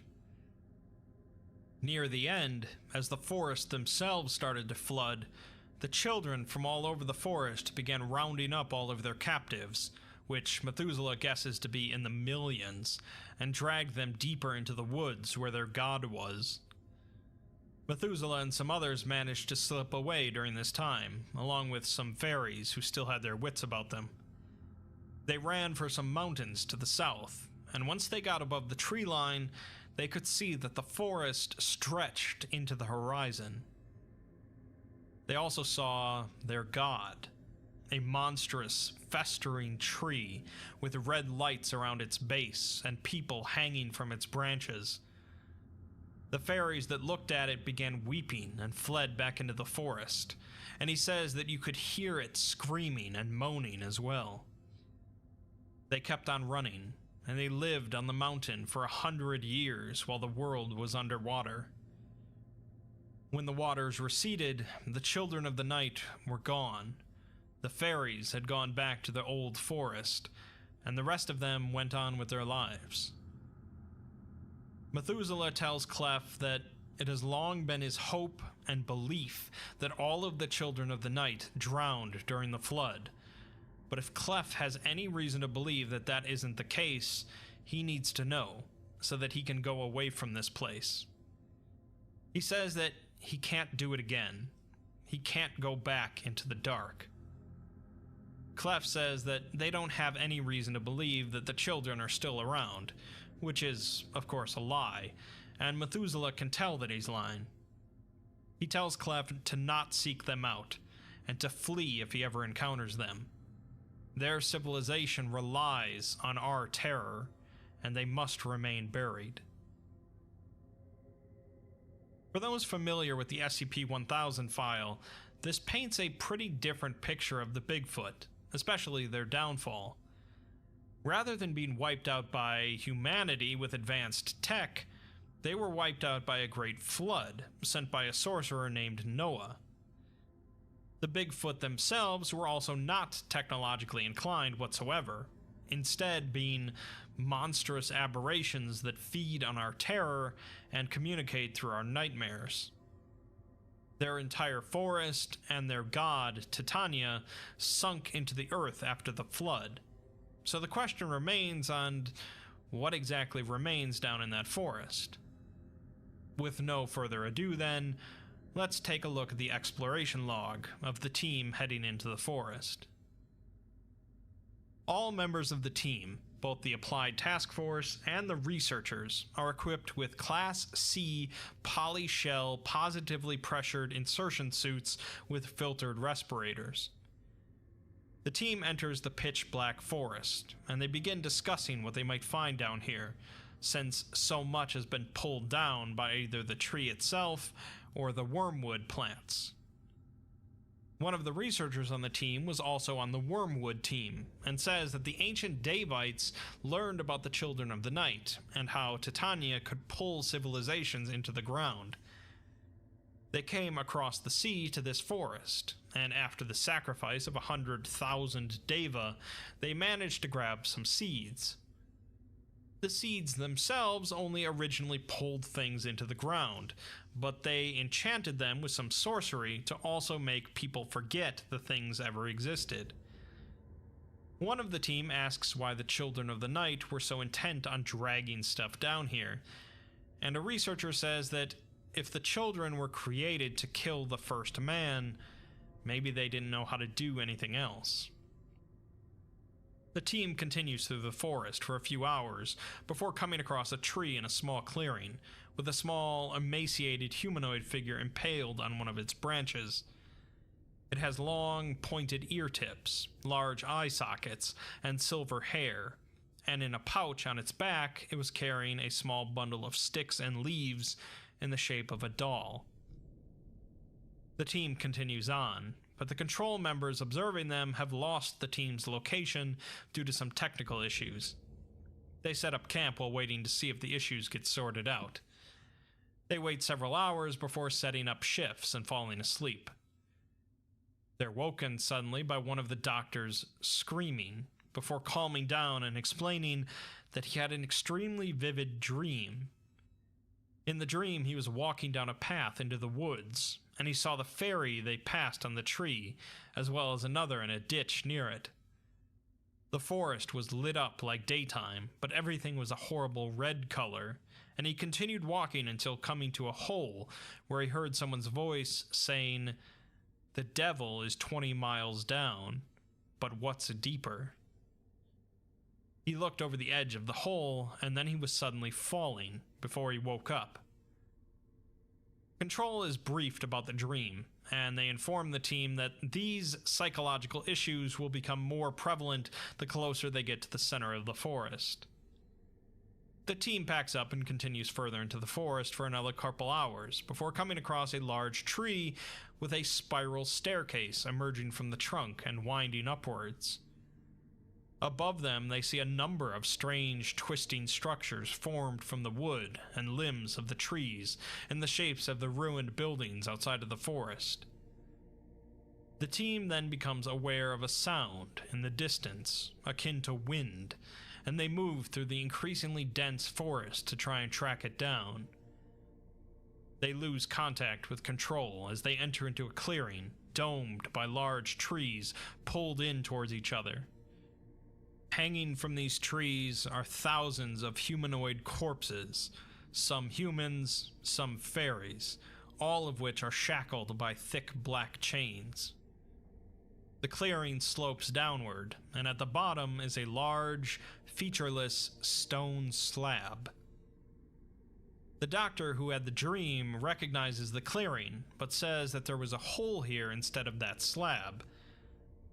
They suspect that the ruins they're looking for are underneath this slab, and they wonder at first how to get under it, since it likely weighs thousands of tons, but they then spot a broken corner of it with an opening. The opening extends downwards for a short bit before landing on stone, so the team sets up a ladder and splits up, with half of the team remaining above ground.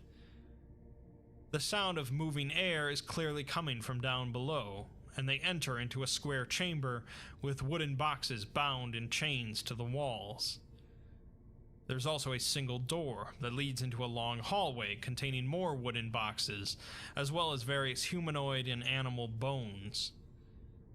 They also spot a large mural carved into the rock, depicting many hundreds of dark figures standing beneath a large tree with a red artifact in its center. They continue through, passing sealed passageways overgrown with roots, as well as more murals depicting various scenes of humanoid figures being bound in chains, dropped into pits full of bodies, or set on fire. The same tree and red artifact is present in nearly every mural. They eventually come to a large stone door with another mural on it, depicting a mass of dark figures with yellow eyes huddled around the base of a large, curled, vaguely feminine figure with many arms wrapped around them as dark clouds gather overhead. They open the door and enter into a circular room containing two staircases, one ascending and one descending. The one ascending has been blocked off completely by rubble, so they head down further, where they enter into an enormous chamber stretching as far as the eye can see in every direction, with a low ceiling. In a circle around the entrance, and then in concentric circles around that, are large, unmoving humanoid figures, covered entirely in hair, curled in the fetal position. They are each covered in the toxic fog from the tree, and they are all breathing slowly and in unison.